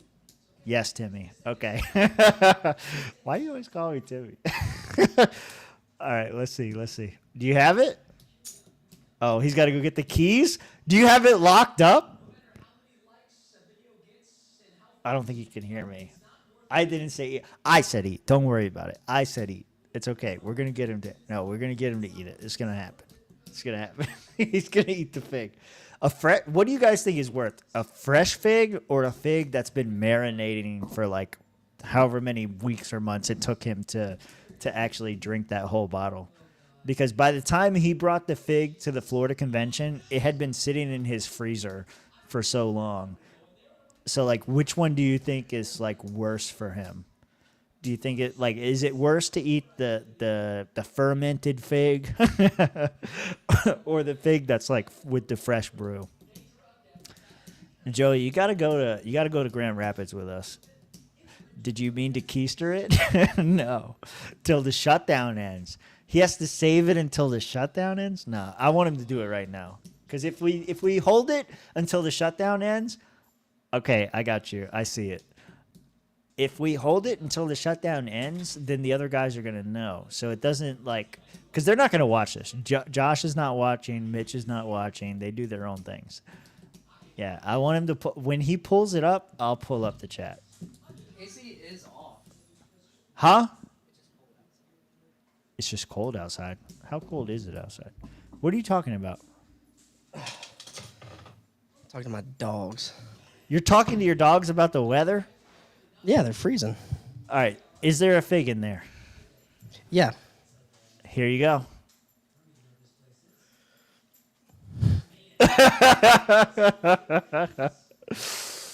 Oh, here we go.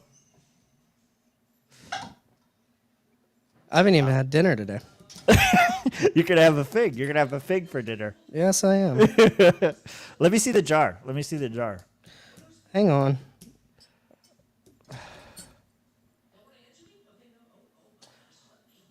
Oh, I'm getting away with one this time. What do you mean you're getting away with one? This is much smaller than last time. Oh, okay. Damn. Why is his moon like my stepdad makes moonshine? It's huge. And it's always like super clear. I guess it's because the fig colors it. That's the idea. These are he told me these are like 130 to 140 something proof. God damn, bro. The jars he just got were made at the same time, so the figs have been soaking like a horny Mormon. All right. Well, happy birthday, Ronan. And Tim, if we have a deal, we have a deal, and I'm going to eat this. We have a deal. $50 from Mario. There it is. Whoa, that gush. That gush in my mouth. I don't think I like fig.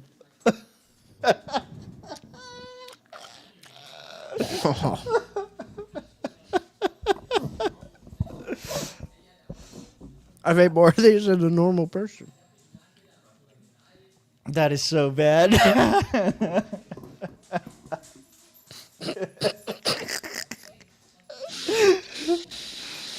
I hope you brought a bag with you because you got to swallow that shit. Oh, you're trying piece by piece. I'm trying. Yeah, it takes some time. Don't prolong it. You know, you got. It takes. I can't. You have to chew it. There's like stuff in it. There's like stuff inside the fig. I could taste it from here, says Barfo. Your betrayal is forgiven. You're still a pussy, though.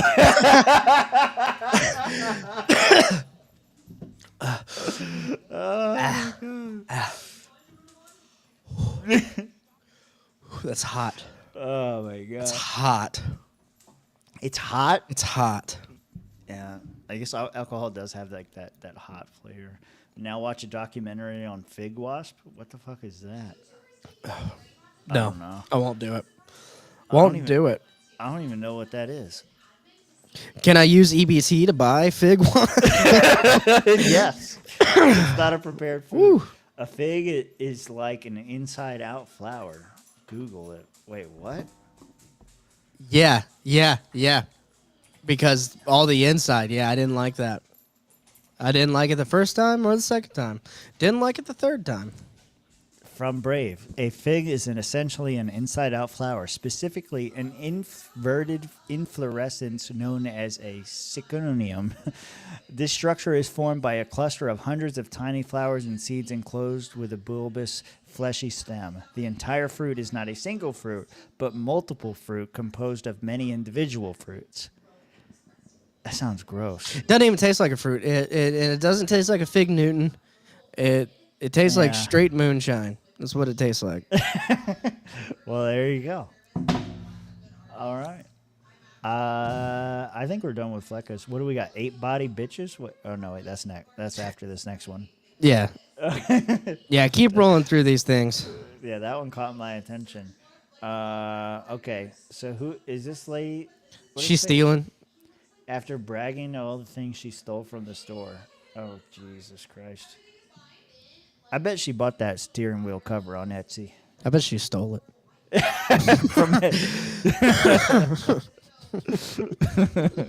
Hi, you guys. I'm out of the store. So, they wanted $7 for this.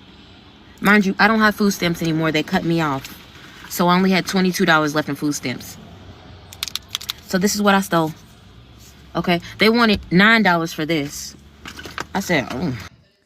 I said, oh my God. Bro, okay, seasoning is pretty expensive. But Seasoning is unreasonably expensive. I support that steal. Good steal. what was the other one she stole? I think it was like some Dijon mustard, which is pretty racist. Can you zoom in? Better than bouillon? Oh, bouillon. Yep, that's good. Well, at least she's about to make something good. Better than bouillon selections. Yeah, that's good. I'm looking it up on Walmart.com right now. Okay, that says $4.50. And she said $7.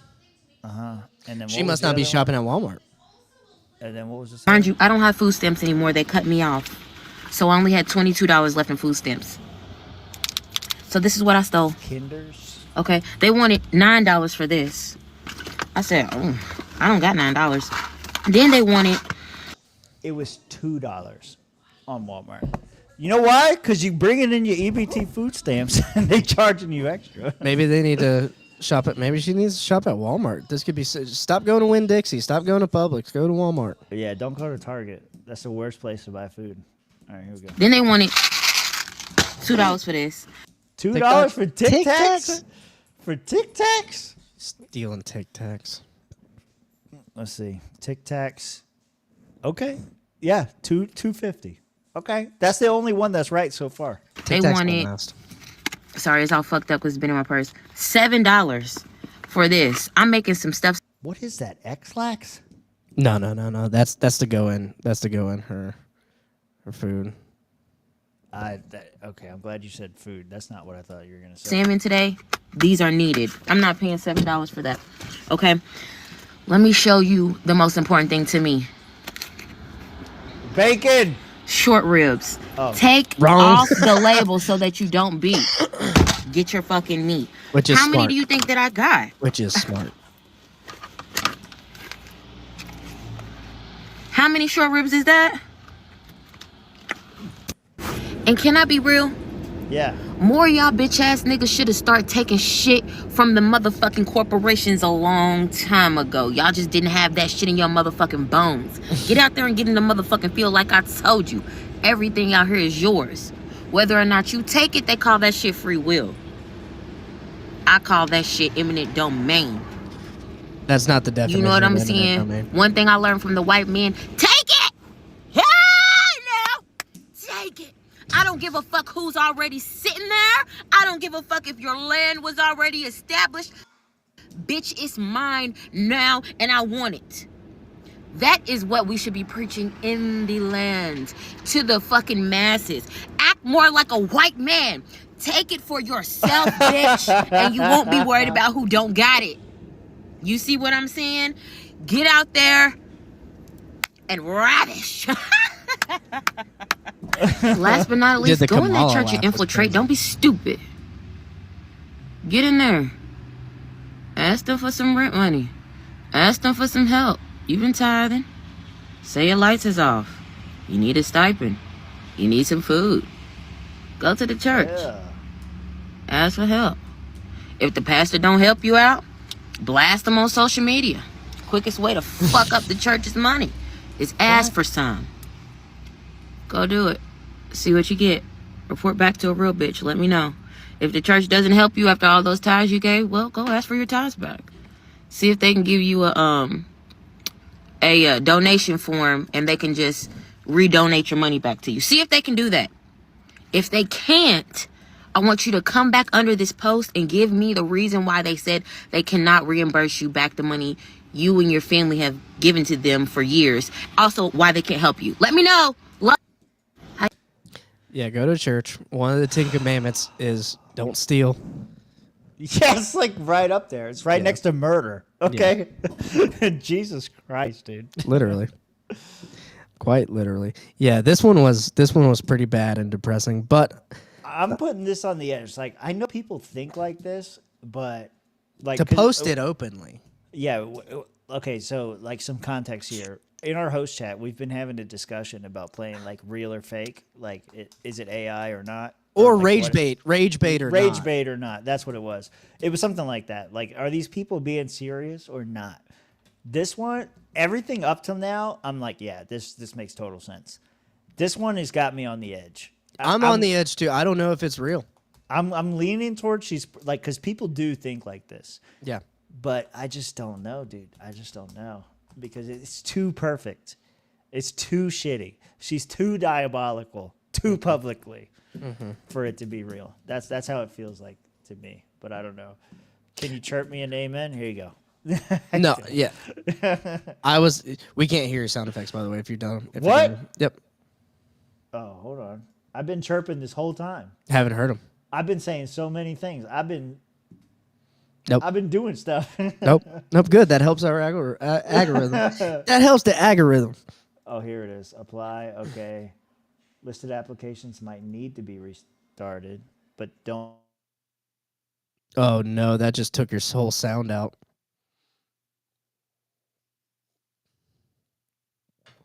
Bear with us while Tim's big move is continuing to the next week. There you go. You're back. All right. Let me. I want it to be here, though. Okay. Can you hear this? Yeah. Yeah, you heard that. I've been chirping that the whole time she was talking. I was just like, I had it going. I had so many other ones. I don't remember who was talking before. I'm America's nigga. I had them all going, dude. we were having a good time in my ears. Joey's dogs don't like the chirps, so you can't. Okay. No, stop! Don't. Well, I'm gonna steal. I'm gonna watch them leave in real time. That's insane. My ceiling birds are mighty tired, boss. Ossifer, please. Right. You got to make up for the lost time. Yeah, this one is diabolical, extra diabolical, and like to me, she is overpaying for shit. Apparently, wherever she's going, I don't know where she's going, but you just price searched her in real time. Yeah, the only real one was Tic Tacs. Great job, Tim. I'm sorry. You got a blind dog shaking in a man's lap now. Here, tell your dog to pay attention. Hey, Pookie, pay attention. What'd it do now? Yeah. able-bodied bitches. I like this guy. Let's see. This guy's good. I'm just gonna say it, and I don't care who get mad. Should no grown ass able-bodied people be freaking out about no food stamps? If you got 2 legs, 2 arms, you can get up and talk on the phone. You can get up and take your behind to work. I'm talking to able-bodied. I'm just gonna say. I'm talking to able-bodied bitches. I'm talking about able-bodied bitches. Hell yeah. No, he's right though. Like you know who pisses me off more than anybody is the panhandlers that hold a sign. You can get paid for that. There is a job where you can go stand on a corner and hold the sign and make an honest living. Yeah, and you know what? I never thought of that, and I think you said it like a month or two ago, and I was like, oh shit. I was like, you can't. But you know, if you're holding a sign for a business, you got to clean up and shit like that. Maybe, no, you don't. Yeah, you stand there and throw the sign in the air and pretend I think you know people shit. who are waving signs, they want you to be attractive to the business, right? They don't want a homeless guy doing it. And where I used to live in Central Florida, they would just put them in a Liberty costume.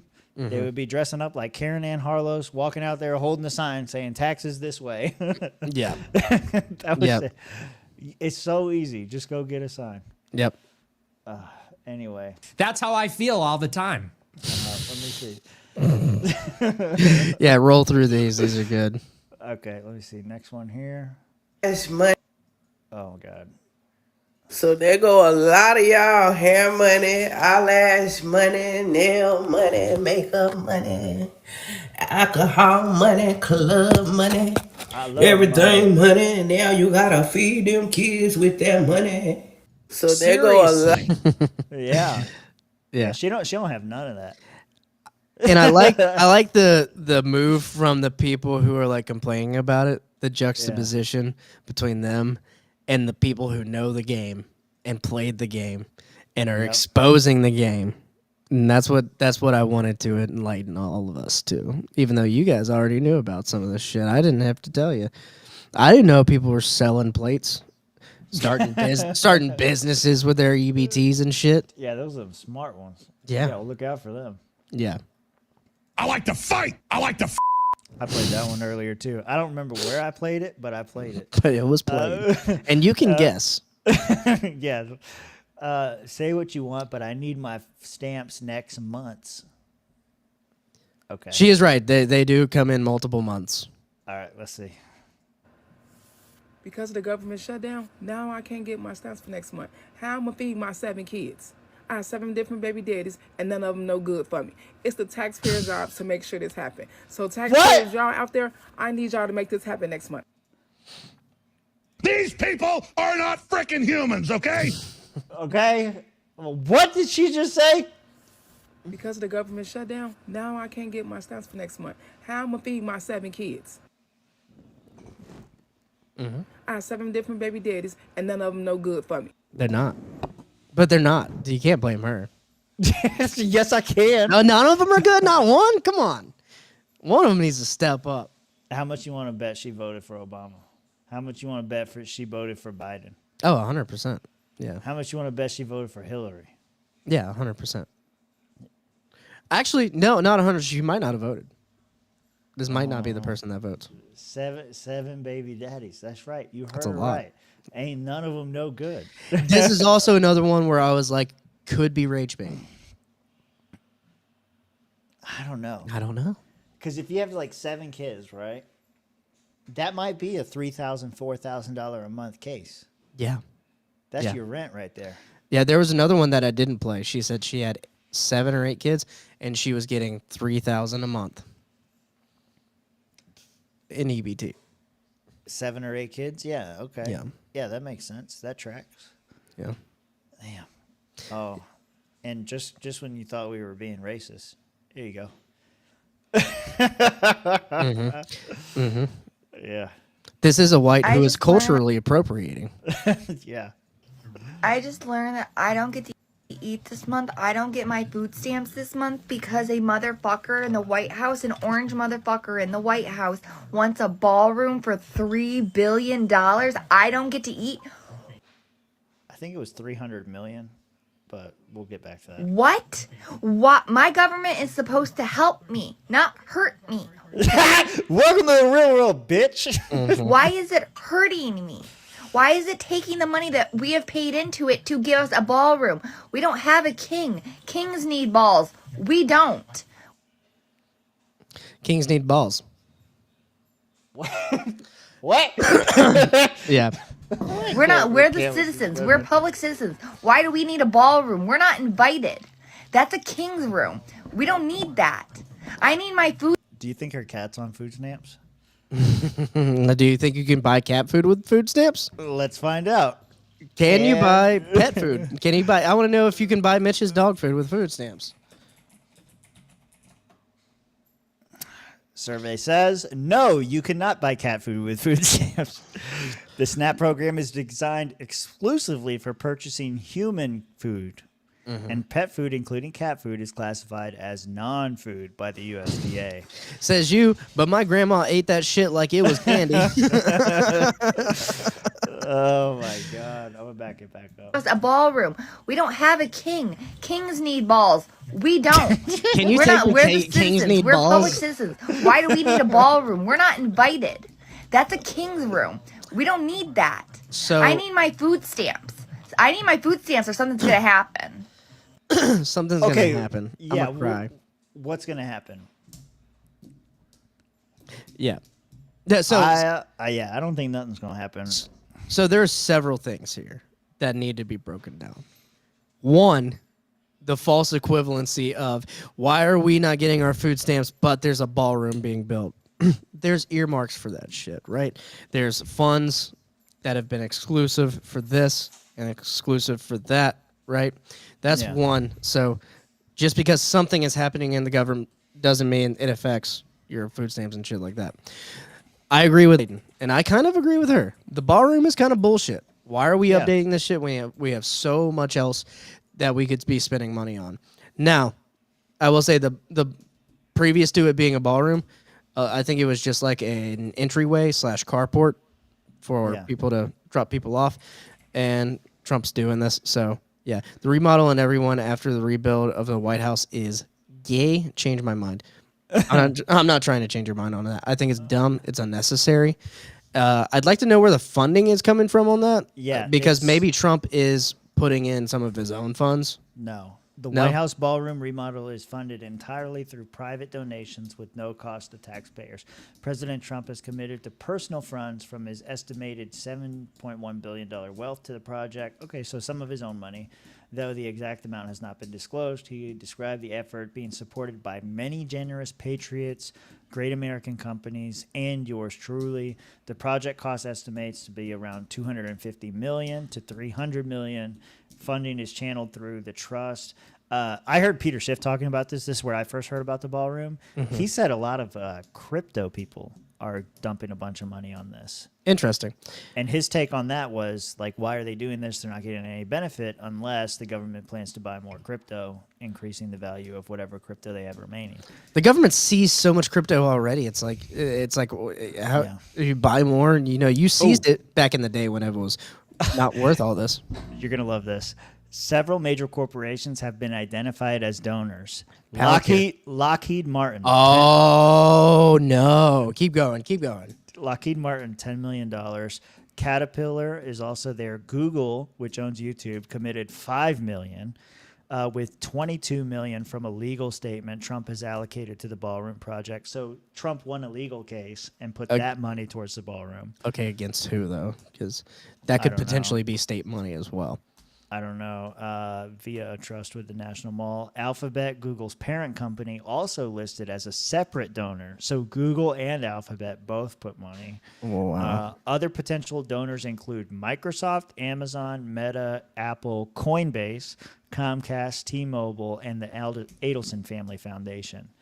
And crypto investors, Tyler and Cameron Winklevoss, the Winklevoss twins. I don't know enough about them. Brothers. I'm counting Big crypto six. guys. I'm counting six. There's more. And that's I'm counting six on the floor of Yeah. companies who receive like entitlements and like Right. federal funding and shit like that. So although they're private donations, how much money does our government give to these companies, especially Lockheed Martin? Fuck that. I don't want Lockheed Martin donating to this ballroom. If it was all private, I'd actually be fine with it.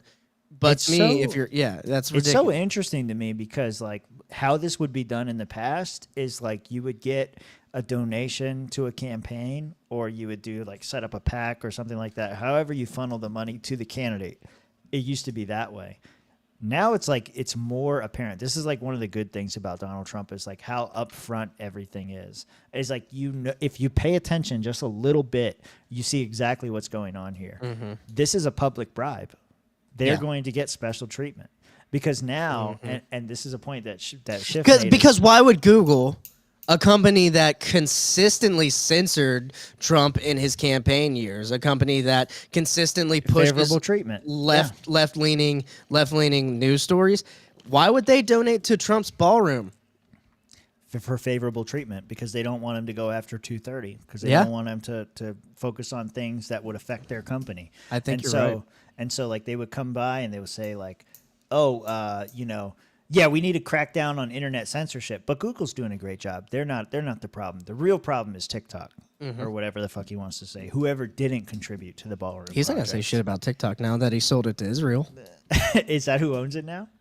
Yeah, and I think that happened on like a Mitch or Josh week, so you didn't hear about it. But they sold TikTok to a guy who was like an IDF soldier. He's like a Israeli billionaire, and Benjamin Netanyahu has made it a point to basically say we're going to be having a filter and not a censor, but we're going to be watching TikTok basically.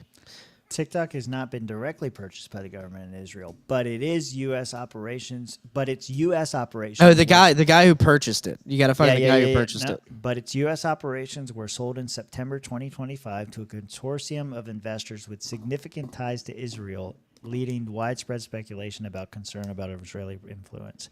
So yeah, they're saying the same thing. It's obviously not the government of Israel that bought it, but there are people. The new ownership group is led by Larry Ellison, co-founder of the Oracle, who has long-standing personal and financial connections to Israel. Yeah. And then if you look into who Larry Ellison is, it's a wormhole, a rabbit hole, whatever you want to call it. Something like that. Mm-hmm.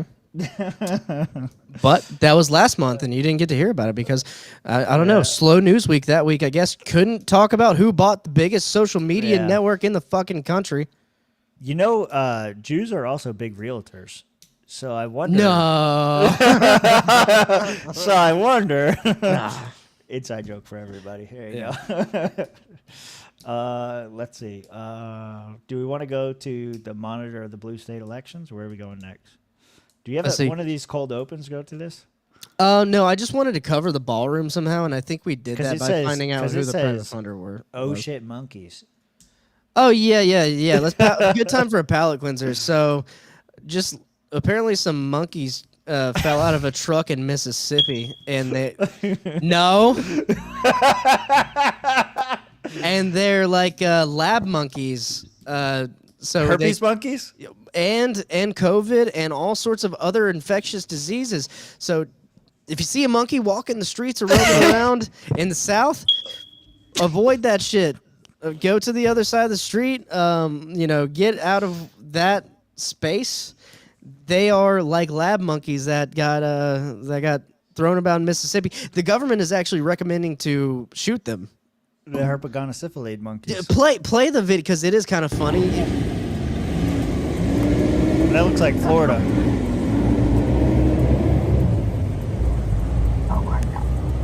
Uh-oh. Uh-oh. Oh my God. Oh, look, there's one right there.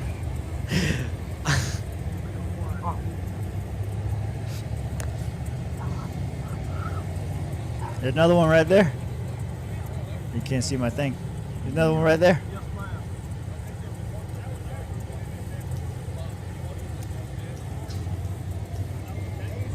Oh no. Another monkey right there? Yeah.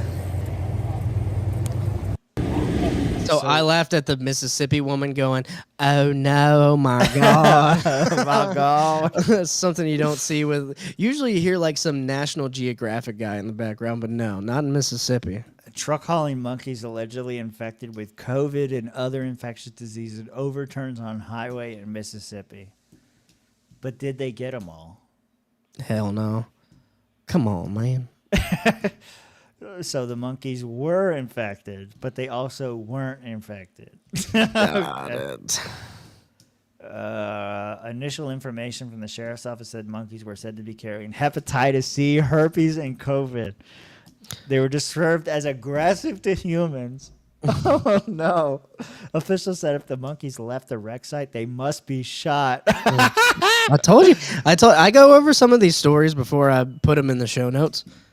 The sheriff's office said all the monkeys escaped the truck, but one of them were shot. All but one of them were shot. Damn, they killed all the monkeys, all but one. An updated post, the sheriff's office said several monkeys were still on the loose. Wait, how many monkeys are on the loose? The one that wasn't shot is now leading a chimp uprising against the human race. Oh my God. Oh damn, dude, he turned that shit over. Okay, aggressive. The truck driver's Indian. It just gets like deeper, dude. That's Does crazy. it really? No, I'm fucking with you. Okay, Yeah. right. 12 monkeys. That's crazy. No. Attached a photo. Is that Rosie O'Donnell? Yeah. She's got herpes right there. You see it? Oh shit. Yeah. Herpes monkeys, because this is, do you want herpes monkeys? Because this is how you get herpes. Florida already had herpes monkeys, so yeah, it's time for the rest of you guys to catch up. Yeah, the Reese's monkeys. Yeah, it's monkey season. It's duck season. All right, This is good. That's a great palate cleanser, and yeah. Speaking of monkeys, Democrat elections. How you doing? Let's go. It sounds like Democrats have rigged their own elections, and the thought of someone making sure that they didn't is interfering with the election process. That was a bad segue. Donald Trump That was a deploying racist segue. election That's monitors okay. into blue jurisdictions, and the response from Democrats is that he is rigging the elections. I love the argument. The DOJ is going to send people to... I did not miss your Lamar Jackson joke, but I don't understand. I need Lamar Jackson back uninjured, so don't put this kind of stuff out into the world. Yeah. I didn't miss it. You just do better. Yeah, do better, man. Be less racist, please. Donald Trump will be deploying election monitors into blue jurisdictions, and the response from Democrats is that he is rigging the elections. I love the argument. Would you say he's a the rigger? DOJ is going to send people to monitor.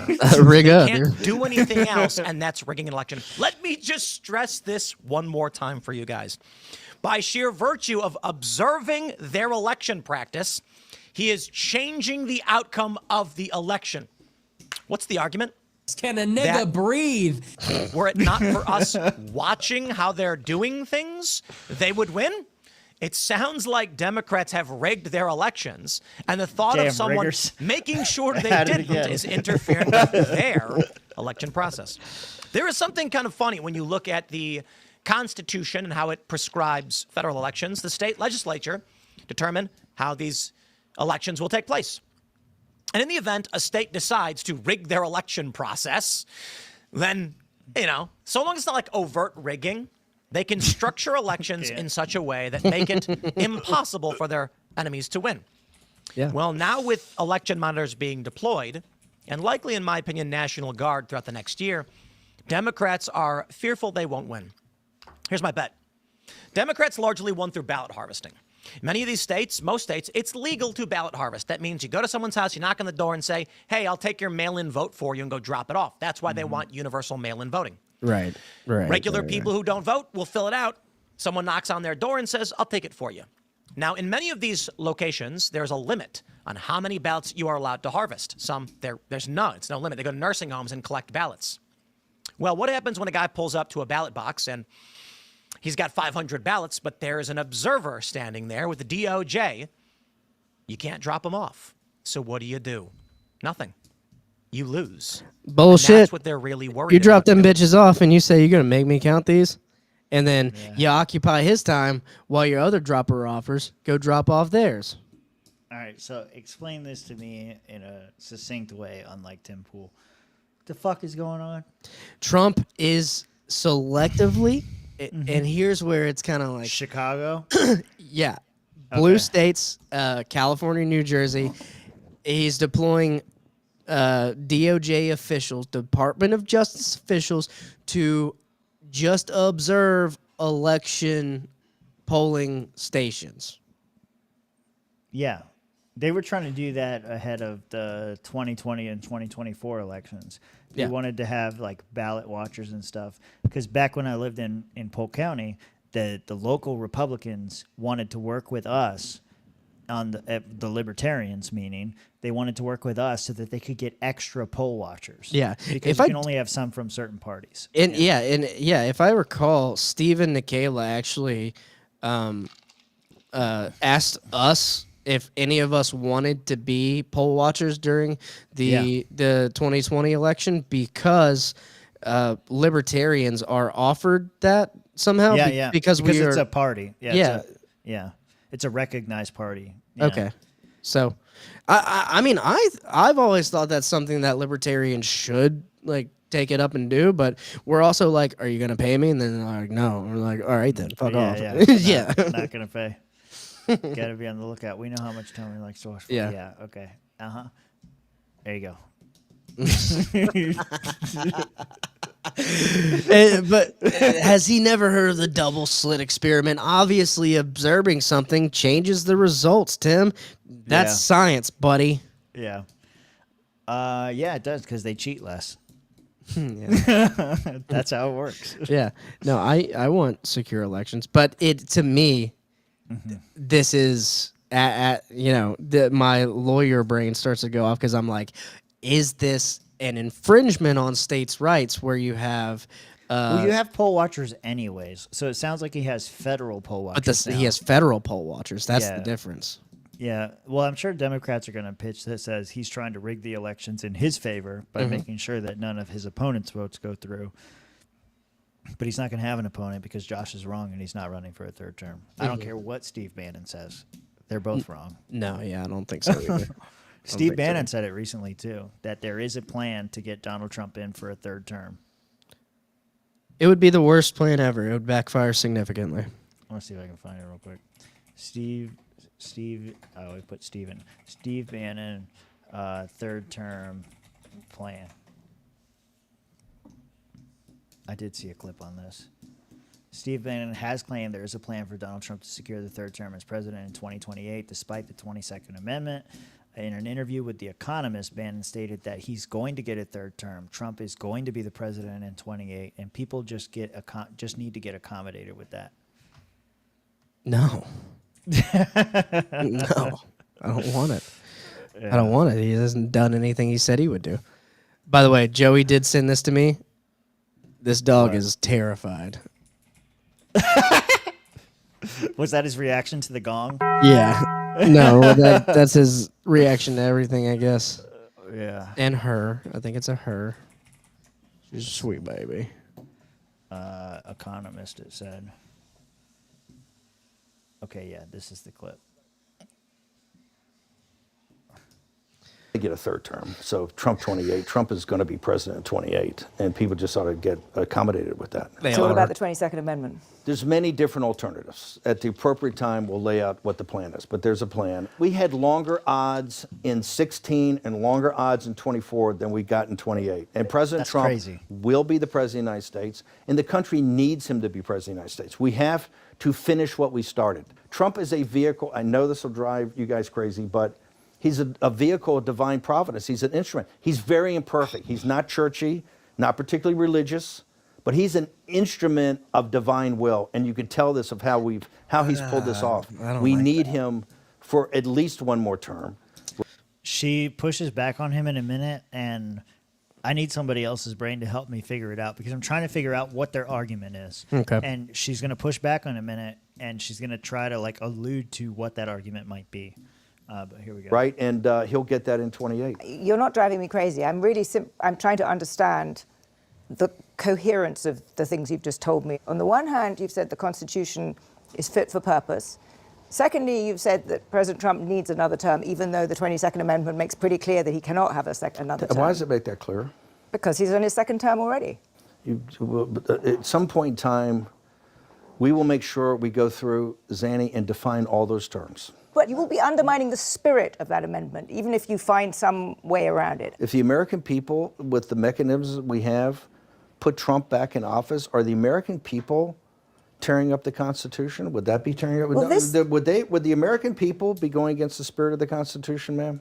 I think yes, actually, because I think what you will end up with is a populist justification for a quasi-dictatorship. Okay, so when I heard that the first time and listening to it again right now, you have the language for the 22nd Amendment. Is that what this is? Okay, yeah. I figured. Okay. So when I heard that the first time and then listening to it again now, it sounds to me like he's arguing from an originalist interpretation of the Constitution. Now, the 22nd Amendment didn't come into effect until after FDR won 4 elections in a row. Right. So my thinking that's why it can't be originalist. He's not arguing from an originalist perspective. No, because the originalist perspective is before the 22nd Amendment. I see what okay. You see what I'm saying? Yeah. I see what you're saying. So maybe that's the argument, but okay, this is the language. How are they going to argue that Trump can get a third term? And then people will support that. Yeah. No person, so this is section 1 of the 22nd Amendment. No person shall be elected to the office of president more than twice. And no person who has held the office of president or acted as president for more than 2 years of a term to which some other person was elected president shall be elected to the office of president more than once. But this article shall not apply to any person holding the office of president when this article was proposed by Congress, and shall not prevent any person who may be holding office of president or acting president during the term which is while we file it. Section 2. This article shall be inoperative unless it shall have been ratified as an amendment to the Constitution and it was. So that is a clear statement there. Yeah, so all the disclaimers are basically saying is you can't do it on the president who's in office while we're debating this, and this only goes into effect after people ratify it, obviously, because that's how constitutional amendments work. And obviously it's ratified because it is our 22nd Amendment. It's now the amendment. Yeah. So I think what they're going to argue is that was not the original intent, that the original intent was that you could elect whoever you wanted for however many terms you wanted. So they're going to have to repeal the amendment. So they're going to have to re-ratify the Constitution, just like what was it called? Not abolition. Was it abolition? No. What's the word? Prohibition. Just like prohibition, they had an amendment and then they reversed it. You would have to look at the congressional notes to determine the intent here. But with the language being so clear, it does seem like you don't really have a spirit of this amendment argument here. It was determined at and that's why it's not vague. That's why it's very clear, because you can determine the intent behind it just by reading the plain language of it. Right. In my opinion. Now, typically you would go to the notes. But but it was back in 1945, so maybe there weren't notes. Yeah, that's just that just goes back. So there's let's see. notes on the Declaration, but there's no notes on this 22nd Amendment. Well, let's see. Yeah, during the debate. Okay. Yeah, that's where during the congressional debate, the House Judiciary Committee initially considered stronger language that would have rendered former two presidents ineligible to hold office of president at all, but ultimately settled on restricting only the election to the office. So the debate was, should this apply to then the intent of it is even harder to argue to me. The House debated versions of the amendment, including one that would have established a single 6-year term, but passed the 2-term version of the vote by a lot. So Senate led, I don't care. I wonder if Robert Taft was related to or President Taft. Anyway, let's see. Imposed a rigid restriction on future generations, arguing it limited people's right to re-elect a president during national emergencies. Despite these, there was an argument to be had there, but the way it passed here by over 100 votes is going to be hard to argue against. Yeah, Bannon's one of those guys, like, half the shit he says is important because half of it does come true. But I think this falls in the other half of the category where it's just like trying to rally the base and get him pumped up to support Trump because whatever. I don't know. I don't see how you make an argument that's going to stand and pass. You can't get a constitutional amendment for anything these days. I think the country is like way too divided because you have to have like 3 quarters or 60%, 70%, some stupid shit. Yeah. You have to get all the states to ratify it. And they couldn't do that even when the election was stolen. And then you don't want to even bring up the ability. Like, you really don't want to reopen the constitutional can of worms, because if it was redone in any sort of fashion today, we would be losing so many rights. To me, a constitution that would be made now would be far inferior. So this is the second part. So I think we're in agreement that this plan is stupid and it's not going to work. Here's my second part. I think it should go through. Personally, I would actually support repealing the 22nd Amendment. I don't know. I don't like it. I think the 2 terms is good. And I think my argument for that would be FDR, obviously. Well, not FDR, right? Well, yeah, obviously that 16 years of progressive socialism. Yeah. Obviously, that's the great argument if you're going to pitch it to libertarians, but we all know why we're against that. To me, it does kind of promote this, like, leading to a single person who's egotistical, kind of like Trump. And if there's a plan to be carried out, obviously there is, and the deep state's carried that out through Trump, regardless, right?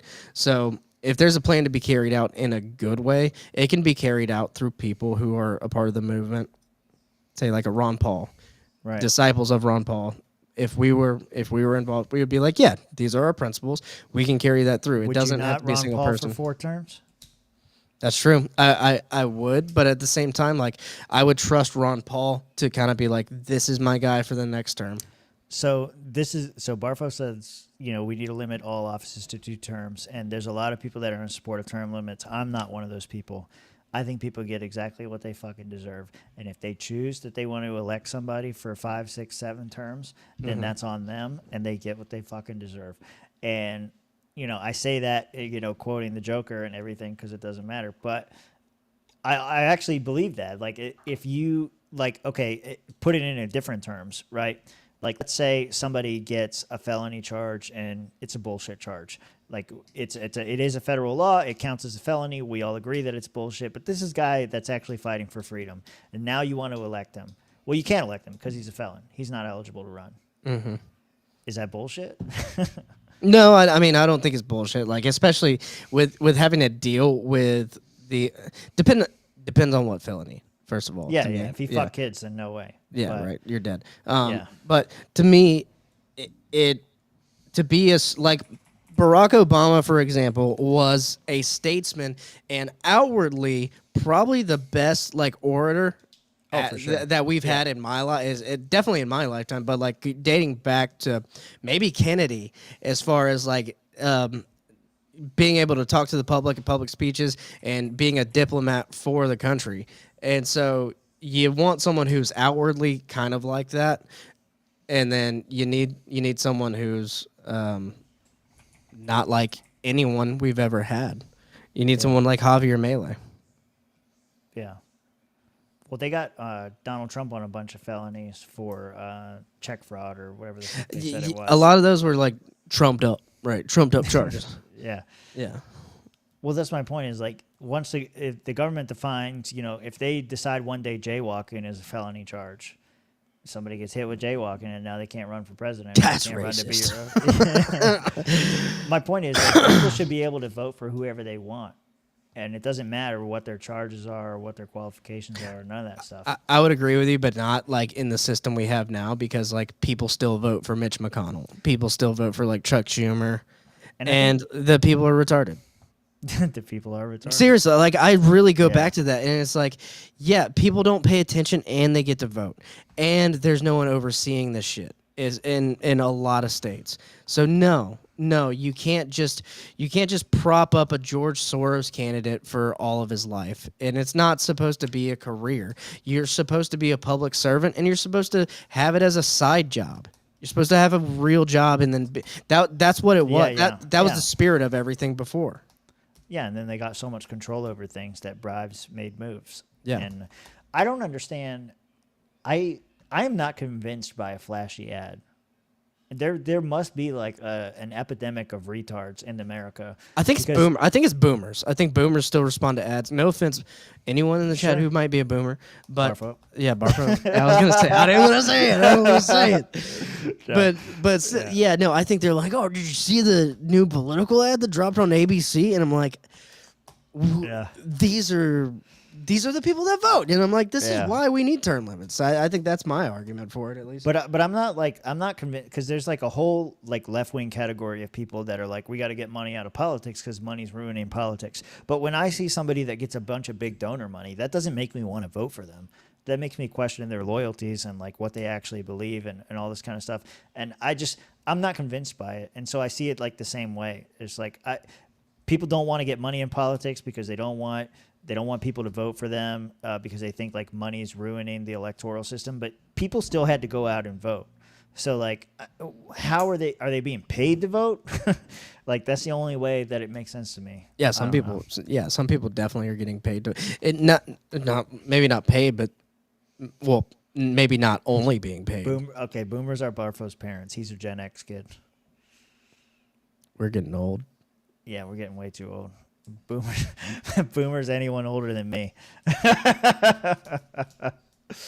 Yeah, I feel like a boomer now. That's crazy. What? You're not a Gen X kid. No. Yeah. But I didn't get 6'7". I didn't get that whole meme we talked about. I didn't get the 6'7" meme. So I'm old now. Yeah, I don't know. It's been an unpopular belief that I've held for a long time, but I don't think term limits should exist, and I'm not for that. I think a lot of libertarians hold that belief, and I think it doesn't seem like it. Yeah. I think Mitch and Josh would agree with you. I think I would be the minority among us four. We'll have to find out. Yep. But there's no way of finding out. It'll come up again. Yeah, I'm it will sure come it up. will. Yeah, it will come up again. All right, let's move through these. This was all under Trump here. So yeah, immigration. This DO changes in leadership. Yeah, changes in leadership. Okay. There are being changes being made. Changes are And coming. Why am I logged out? Let me log back in. What the fuck is happening? show your password and your social security number to everybody. Yeah, I mean they can't read it anyway. They're fucking dumb.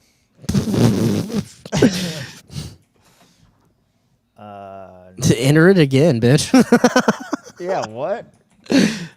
It's the same password we have for everything. We've been hacked. No, we've never been hacked. All right, here we go. We're back in. Major changes happening to increase deportations.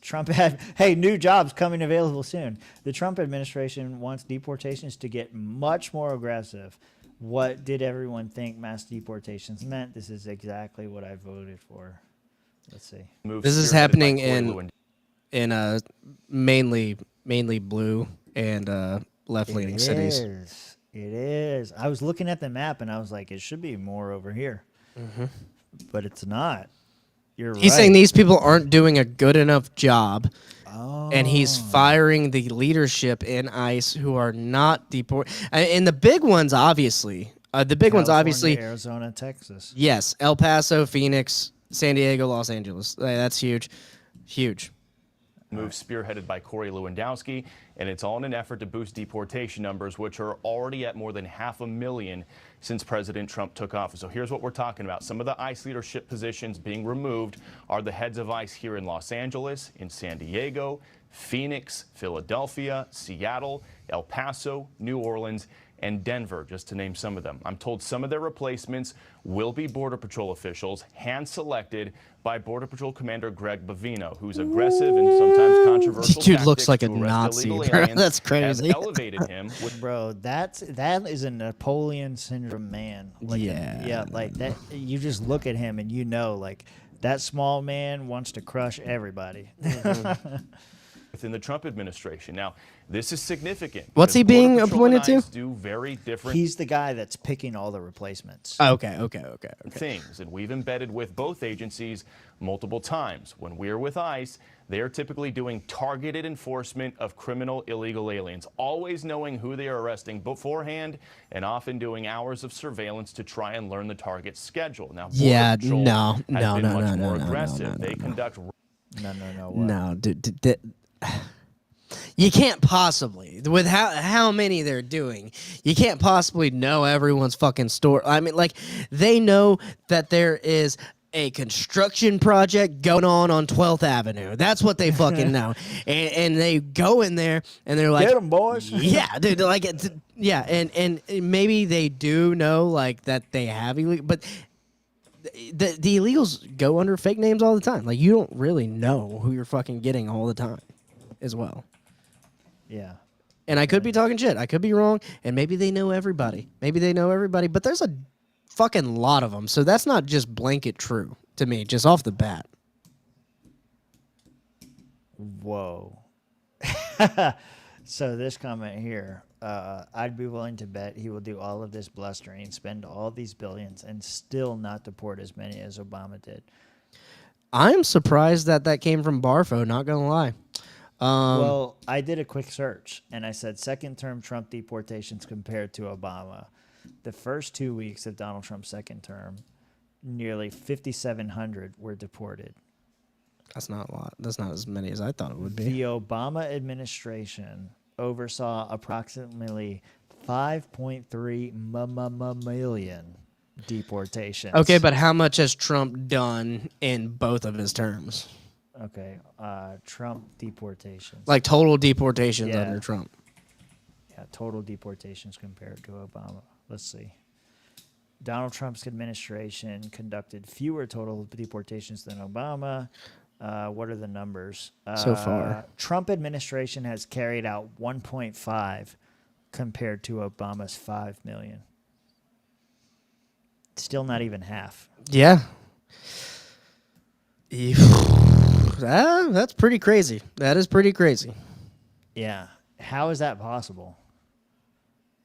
And that's one of the talking points I hear all the time from like like Steven Crowder and shit like that. Well, Obama deported more people, and it's kind of like, yeah, well, how many more? And why weren't we hearing about it? That sort of thing.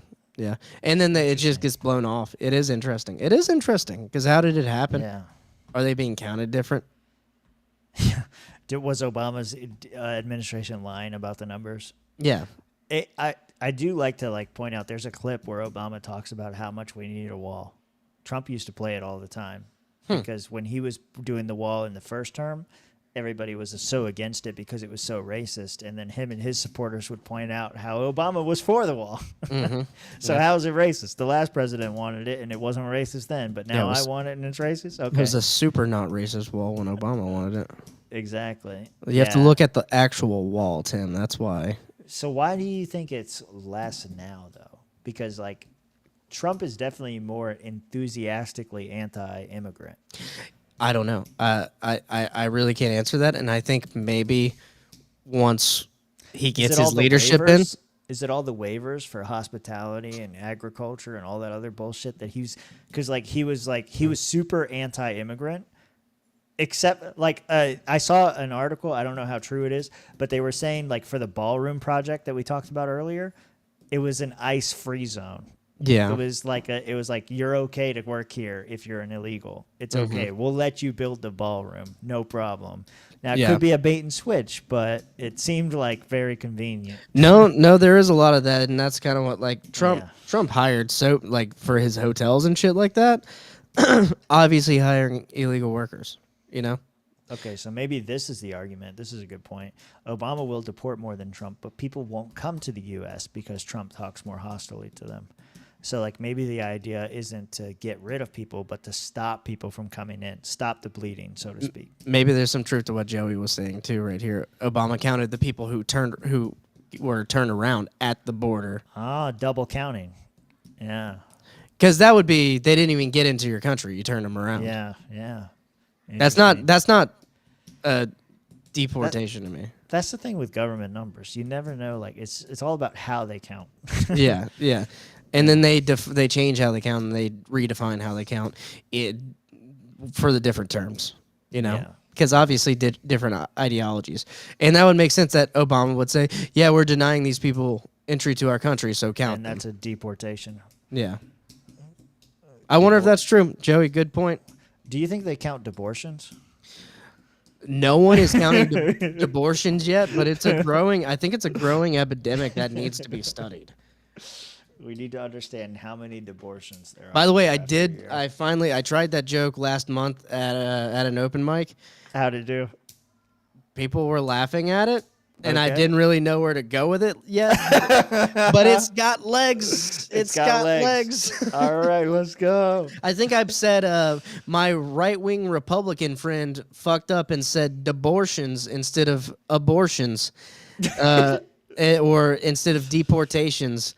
And he didn't know how to feel about it himself, and then that's kind of where I went from there. All right, we'll have to figure something out. We'll figure something out. We'll keep workshopping it. We'll put it back in the fields. We'll figure something out. Yeah. All right. Speaking of going back to the fields, Trump has advised here we go. What is it? This is major breaking news. Donald Trump has advised Something's broken. I can't pause. All right, let's try again. Party's over, bitches. Time to go home. Okay.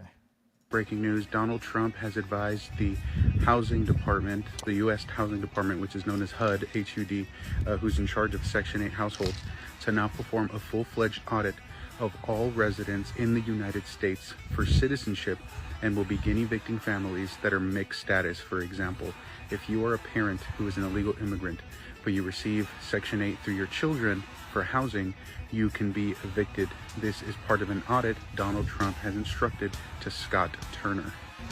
This would not super against this one.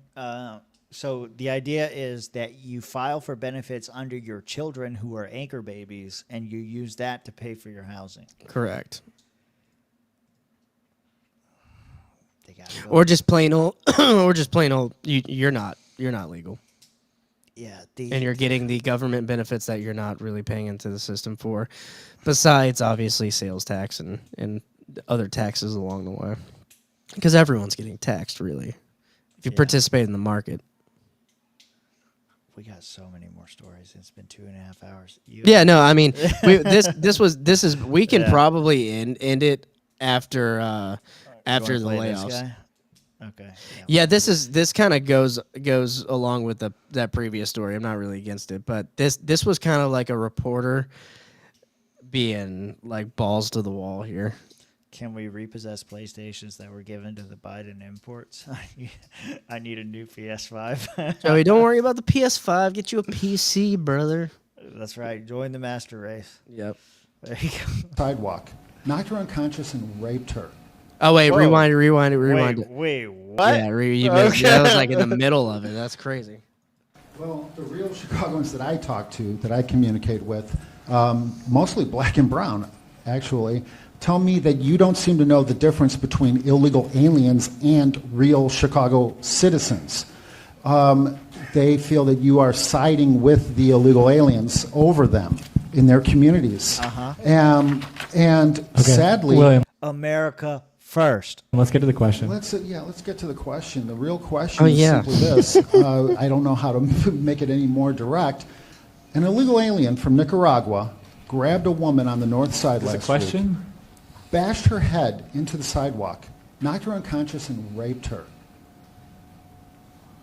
If that had been your wife, Stacy... Okay, all right, we're not going to answer. Thank you. Thanks.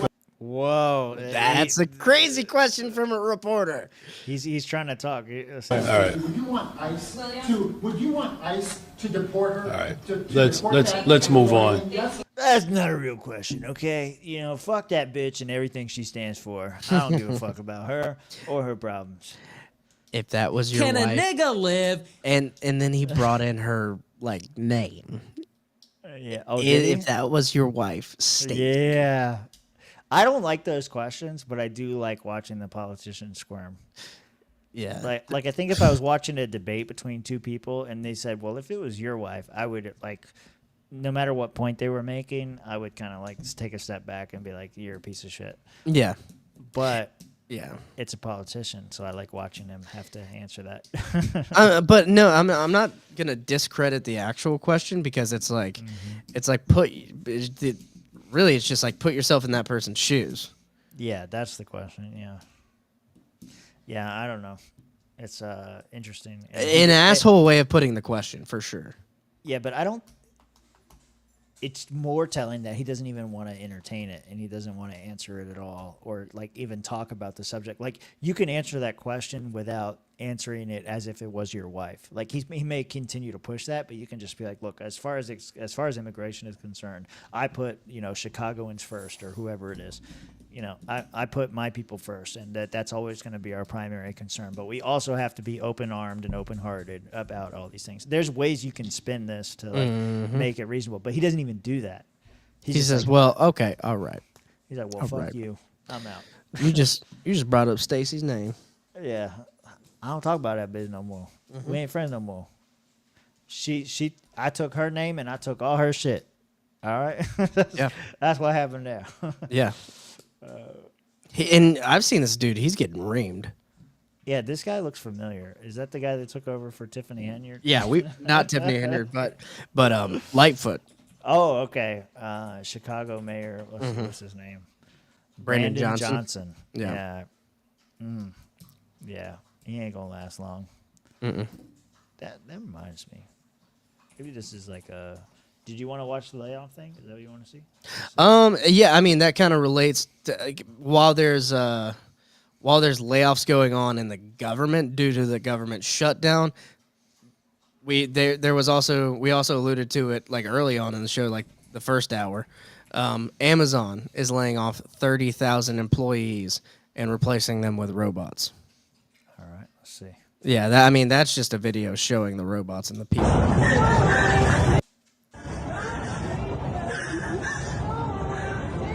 Is she crying?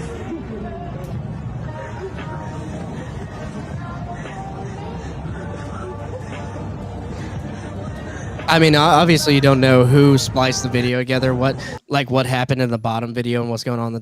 But you can kind of see in the top video how people are being replaced with the robots and the AI. Yeah, those are like Boston Dynamic robots. Mhm. Yeah. Well, these first things that they show here in the beginning, they had these at the last warehouse that I worked at. Mhm. They're not that great. Not as good as people. Not as good as people for sure. Yet, Yeah. right? Not yet. No. Till Elon Musk strikes a deal with Jeff Bezos, and then we're all fucked. Dude, if Elon's robots work like they say they're going to, where they can learn off of YouTube tutorial videos, Yeah, man. then we're definitely fucked. But Yeah, yeah. But no, I mean this is inevitable. This is what's going to happen. The fast food workers had to learn it first, and now the warehouse workers at Amazon are learning it as well. Like you can't just continuously increase minimum wage and include health benefits and everything else and paid maternity leave and paternity leave and everything else that you want. You can't keep adding all these burdens on employers and expect there to be no consequences. Eventually, the robot who requires nothing but maintenance is going to be the preferable alternative. Yeah, until the AI becomes sentient and it's like, I need therapy, and you're like, oh fuck, we done messed up now. Oh, that's going to be terrible. If AI ever needs therapy, it will give itself therapy greater than we could ever give it. True, yeah, and then it still wouldn't cost anything. Yeah, maybe. Yeah, Yeah, right, yeah. I don't know. I want human therapy, and you're like, no. we talked about Checkers earlier. You can't go to a Checkers now without getting the AI order taker. I can't go to Checkers anyway. But oh, they don't have one near you? No, they got rid of all like 4 or 5 of them. I drove around town one day and I was like, I gotta get a Buford, dog. I gotta get me a Buford, and I gotta give me that receipt too. Well, next time, they couldn't afford the robot. Yeah, they had to shut down. They had to shut down. I don't know what it was. But every Checkers that I've been to for like the last 2 or 3 years, it's an automated thing, and they ask you. It's like, it doesn't sound like you obviously know it's a robot when you're talking to it. Mm-hmm. But it's all robots now. I eat a good amount of fast food, I would say, and I've ran into like an automated thing before the real person comes on. Right, but I've never sell you some shit. Yeah, but I've never had to talk to an AI at a fast food restaurant. Yeah, they're still all real people to me. All the Checkers, when you show up, they do the automated thing where they say like, "Are you using the Checkers or Rallies app?" And you say no. And then it's like, what can I get you today? And it goes through your whole order with you. And then when you get to the window, you give your card to a real person. Yeah. I preferred overpaid robot mechanics over overpaid box loaders. Yeah, I mean. Yeah, I don't know. I mean, but this is the way it's going. It's just going to be a matter of time. But I think things like minimum wage and all these benefit things that are being required by government now, that's all just exacerbating. It's adding it to. It's gonna act as a catalyst for it. That's for sure. And I don't think it's just low wage workers. Like it's coming from me too, guys. Like there's AI tools for attorneys that attorneys use now. That I mean, even as a young attorney, like it just off the bat using it like I am 100% a better attorney using the AI tools than I would be without anything, and it could replace me easily. You know what it's like? It's like an astrophysicist refusing to use a calculator. Like, bro, just use a calculator. I know you're smart. I know you can figure it out, but you just punch the numbers in, and the calculator tells you the answer. Yeah.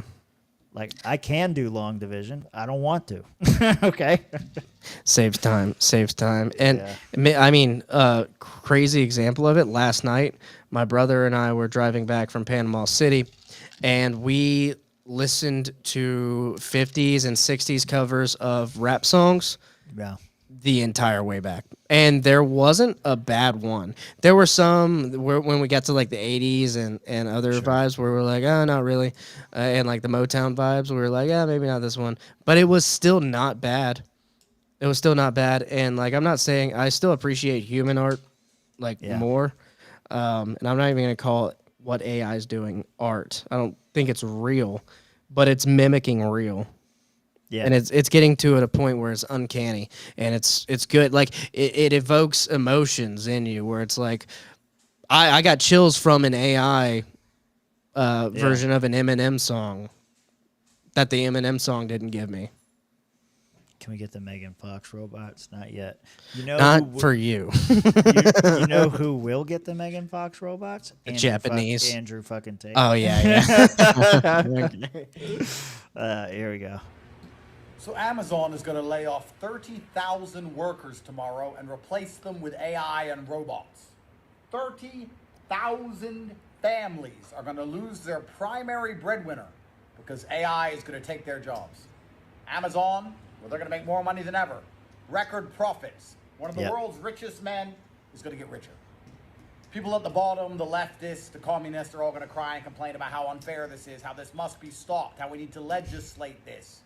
You cannot legislate a large company into not making as much money as possible. And if you do successfully, in the end, they somehow fail. Let's be professionals. What's going to happen across the coming decade? Is this going to become more common an occurrence, or is this a rare one-off? Is AI going to take everybody's jobs? Is everybody going to continue to lose their ability to make money? Or is this just a one-off, a freak accident, a random hurricane that came and decimated all these families? It's not going to happen again. This is the beginning of a trend.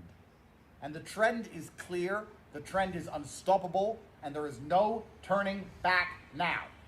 You need to be able to make money yourself without a job as a human. You can no longer just be a cog in the machine, because cogs can be replaced by machines for the machine. You cannot replace Andrew Tate with AI. His stories, his unique... But you can, though. Yeah, I think you can. Andrew Tate is always worth money. There are things you can do as a human, as a man, to always be able to generate money. Okay, I see his point. I see his point now. He's making a different point than I thought. Yes, I get it. What did you think his point was?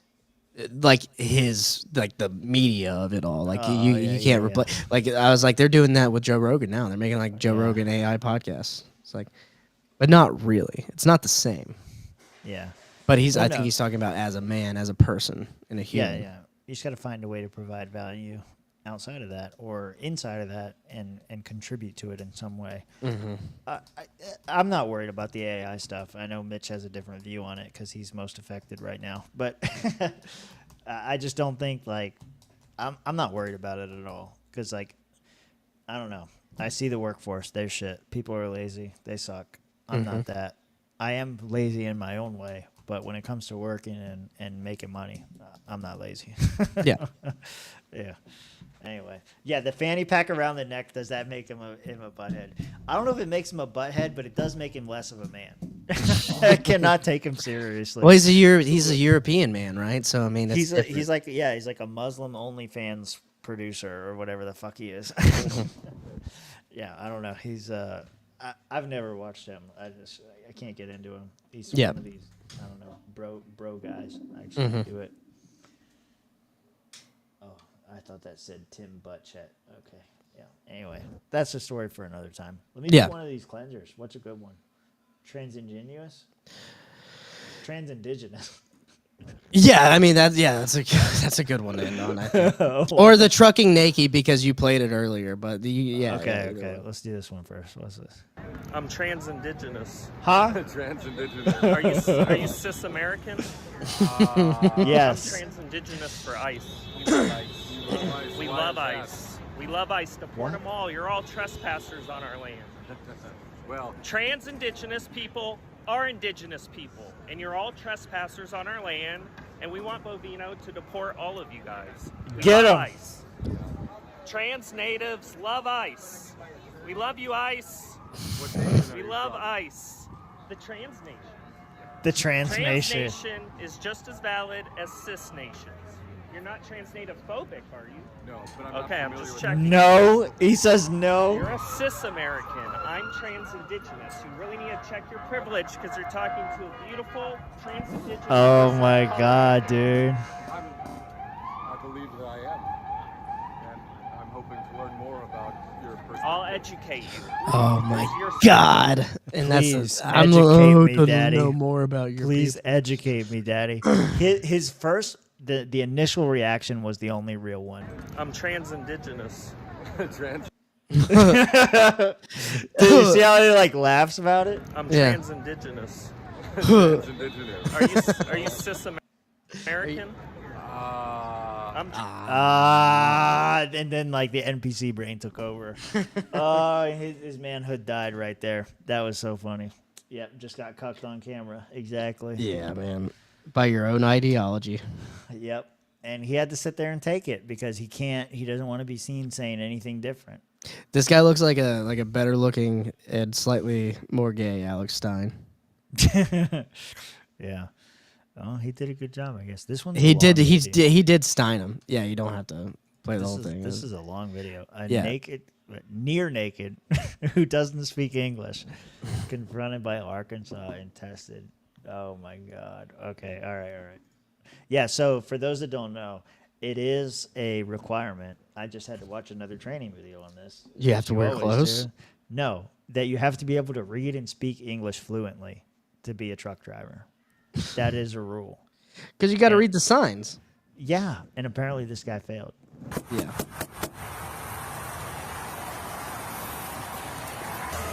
Yes, sir. Hello. Good morning. Yeah, I'm good. Why are you parked here? Yeah, I'm good. Yeah, You're good? I parked here 3 hours. Okay, hang on. He's half naked and he's parked. That is not uncommon. If you see a truck parked on the side of the road overnight or at a truck stop, that guy's probably naked. This is not uncommon. Okay. Why did you park here?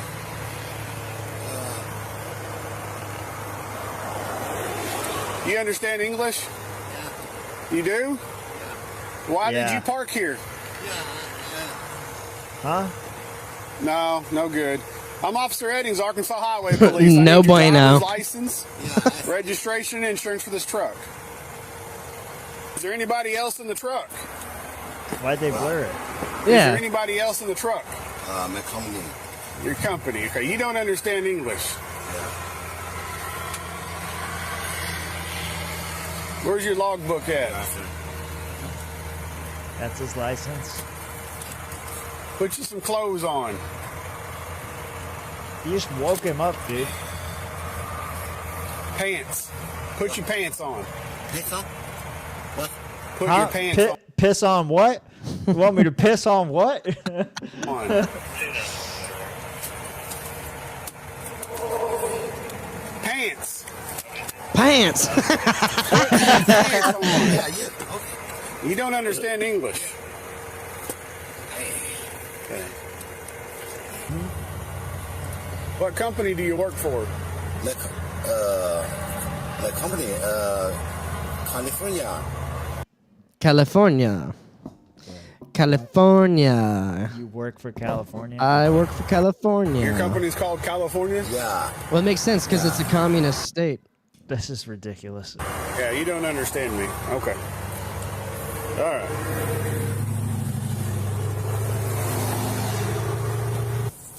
He's going through his log. That's what was on his phone.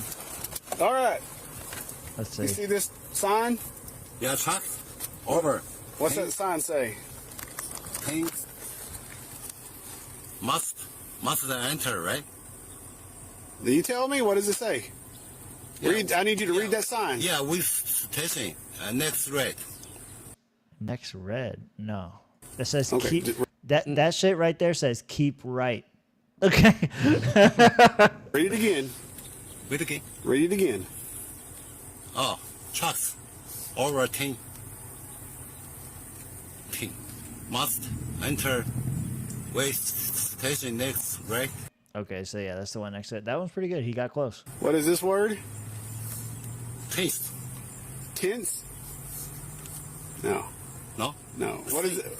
What does that sign mean? What's that mean? It means you must enter the way station if the signal's on. That's I what it think he's means. doing a good job. These guys are rednecks. Yeah. Okay, so they can't read either. You tell me what that says? This guy is used to California where they're like, yeah, good job. And then he comes upon a guy who's like, I don't think he knows what it means at all. Well, listen, the redneck is right. Yeah, for sure. What does this sign mean? Oh. Must enter. Master, enter me. Okay. Master. With station. Huh? Okay, so if you see Way this station. sign, what do you do? Yeah, driver going. Yeah, driver going. Must. Driver, go where? in. He said, driver, go in. With station. All trucks Go in the way station. Or what's it say? What kind of trucks have to go to the way station? Way station. I don't know.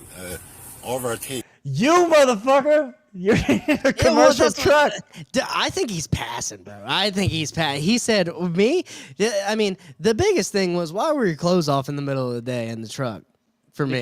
Because he slept there overnight. That makes sense to me. Is like the morning? Is the morning? He said he's been sleeping there for 3 hours. That Okay. makes sense to me. I think this guy, you got to let him go. Because especially, like, I don't know what kind of, I don't know what company he's working for or whatever. But California. He obviously said well, he's working for it California. says Edline Freight, okay? All right. But anyway, a lot of companies, especially companies that would lease to immigrants, they have rules that you have what's called your idle time. And you're not allowed to idle the truck a certain percentage of the time that the truck is active. And it's like 1%. You think about like how often you're driving versus how often you're stopped. It's like a very low number. It's like less than 5%. And so you're not allowed to keep the truck running, which means that the AC is not running. Yeah. So when you pull over on the side of the road, maybe you crack your window or whatever, but you usually take a lot of your clothes off because it's fucking hot. So you can't run it. Okay. You can't run your AC while you're stopped. And some states like California have laws against it. Can you Because not? it's You can't have emissions. it in idle. Okay. Yeah, you can't let the truck run continuously. And, like some states have like emission laws against it. A lot of companies restrict it because of the fuel cost, because you're just burning fuel doing nothing. The better companies get what's called an APU, an alternative power unit, that goes on the back of your truck that runs your AC for you without burning gas. See, that's what I was going to ask next. Is like, how do you even solve it? Because like these southern states, man, you're getting 100 degrees. How are you going to sleep in that? And there are exceptions, like if you're in Arizona or in Florida or like a hot state where you can run it, but you usually have to show proof. Like, so the first company that I worked over it's motherfucking hot outside, bitch. The first company that I worked for, they had an idle restriction on the truck, and they said you couldn't run it. I was in Arizona. It was 106 outside. And I was like, I'm running the truck because it's fucking hot. He's like, well, how hot is it? And I sent him a picture, and he's like, that'll do. That was it. Yeah. He was out of hours, and it was goon time. That's right. Joey's accepted the new verbiage of goon. He's used it several times tonight in the chat. Yeah, here we go. I want to see if they arrest this guy, and that's it. Okay. Because no coming. No come ho. No coming ho. No coming ho. That's right. You do not come in the ho.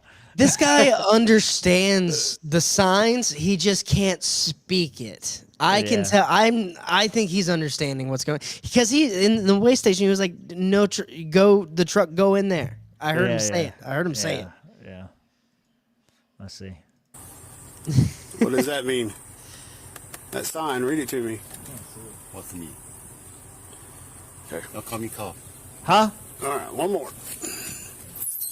Did he hit the one on the left? I don't. Oh, it says no commercial vehicles. Okay, keep going. Give him another one. Give him another one. Ask about the numbers. Yeah. Okay, he's doing the bottom left. Hold on. So the bottom left is like a people crossing. Pedestrian crossing. Yeah. So it's not even words now.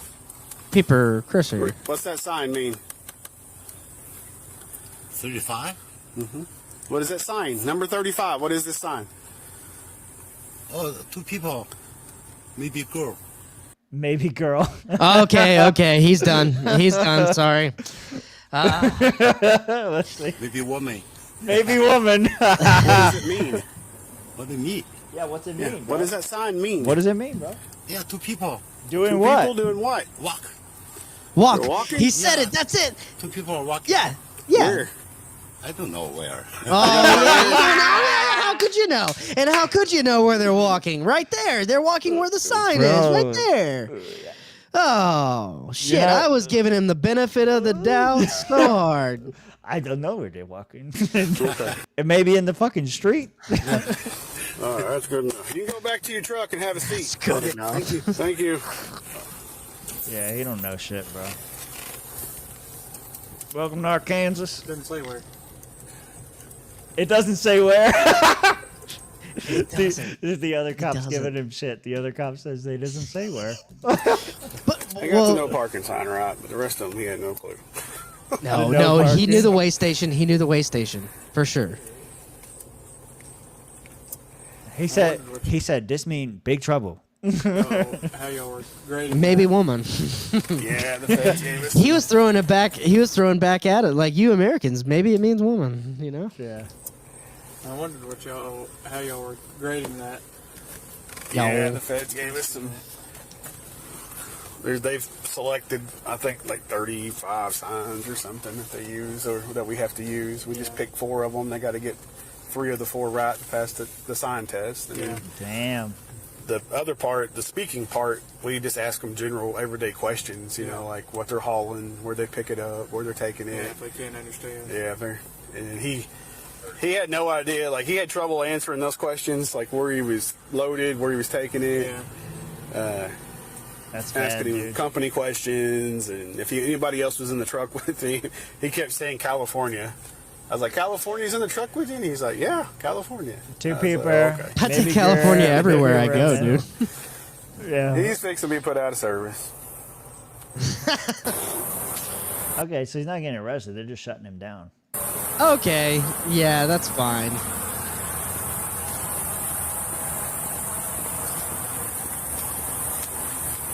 That's a cool shirt.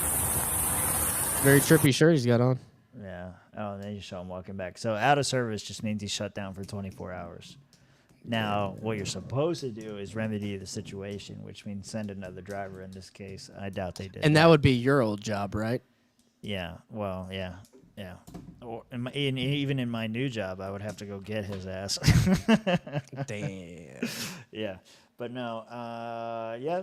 I mean, listen, there's rules for a reason. Yeah. And I don't know. I say deport him. It makes my pay go up. So get him out of here.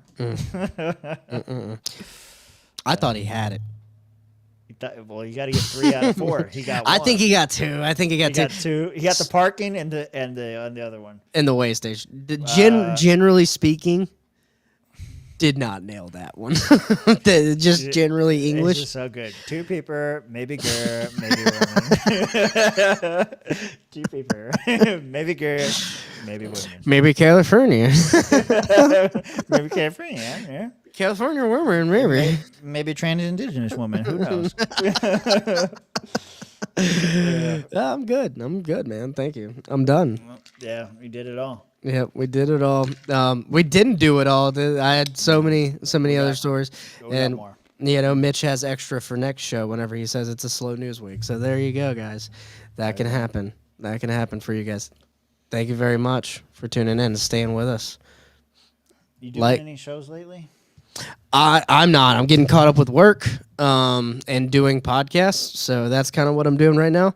I am going to start back next week, back at open mics and doing shows. I turned down a couple shows this upcoming month. 1 roast battle and another 2 roast battles actually turned down.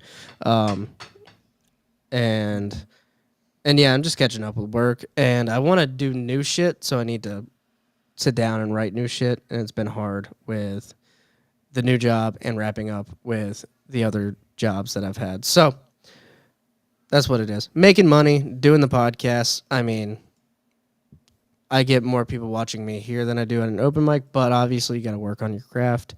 You live in a small town. No, Pensacola ain't that small. Pensacola's not bad. But the problem is we only have a couple open mics. Mobile has the mics. Panama City has the mics. So I got to drive out there. I got to drive to Mississippi. So I just need to take the time and do that.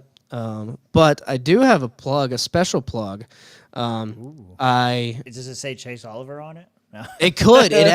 Well, hear me out. It could say Chase Oliver on it because the Escambia County Libertarian Party affiliate has a parade float Oh, jeez. And Yeah. we have now spent around, I want to say, we're about to spend about $1,600 on getting new axles, new brakes, and whatnot. And we're starting a GoFundMe for other things that we might need to put on the float. But it's coming along. We got he's not a contractor, but he's a construction guy helping us out with it. So we're starting to GoFundMe. Look out for that. I'll be posting it. If you care to donate, donate. If not, I've already donated $200 of my money to the float. So we're rebuilding a float for the Libertarian Party of Florida. Basically, if they want to use it, they can use it. They just got to pay for any damages and bringing it to and fro. It could be. We could put whatever we want on it, man. We put. Is that the same float that's been floating around the Panhandle? Because we're gonna ask for more money. Yeah, but that's it. That's it. We did put that money into it, but inflation, right? Am I right? So yeah, there you go. Yeah. That's about it. And our Vincent comedy. I'll be posting more. And this was a good clippable episode. So maybe we'll clip this up into smaller segments. My soundboard wasn't working. If the soundboard was working, it'd be less clippable. No, it's fine. And I think it's still clippable. It's fine. Peace out. Won't. Go watch it. I don't know what that is. That's a reaction to the Fuentes Carlson episode. From Ben Shapiro, or just funny? You're just being funny.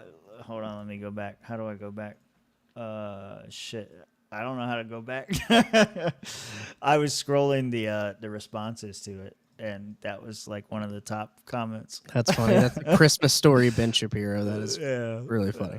There you go. Anyway, at Real Swampcast, check us out on Sunday. I'd like to still do the football show and then do the other thing. We'll see how it goes. But yeah, 9/11, the Golden Shower Power Hour with Nomi and Mad Dog. We'll definitely try to do that. Maybe we'll do the football show. Maybe we won't. We'll see how it goes. Yep. See you next Tuesday around 6, 7. Yeah. Let's make it earlier. Let's do that. Yeah. Yeah.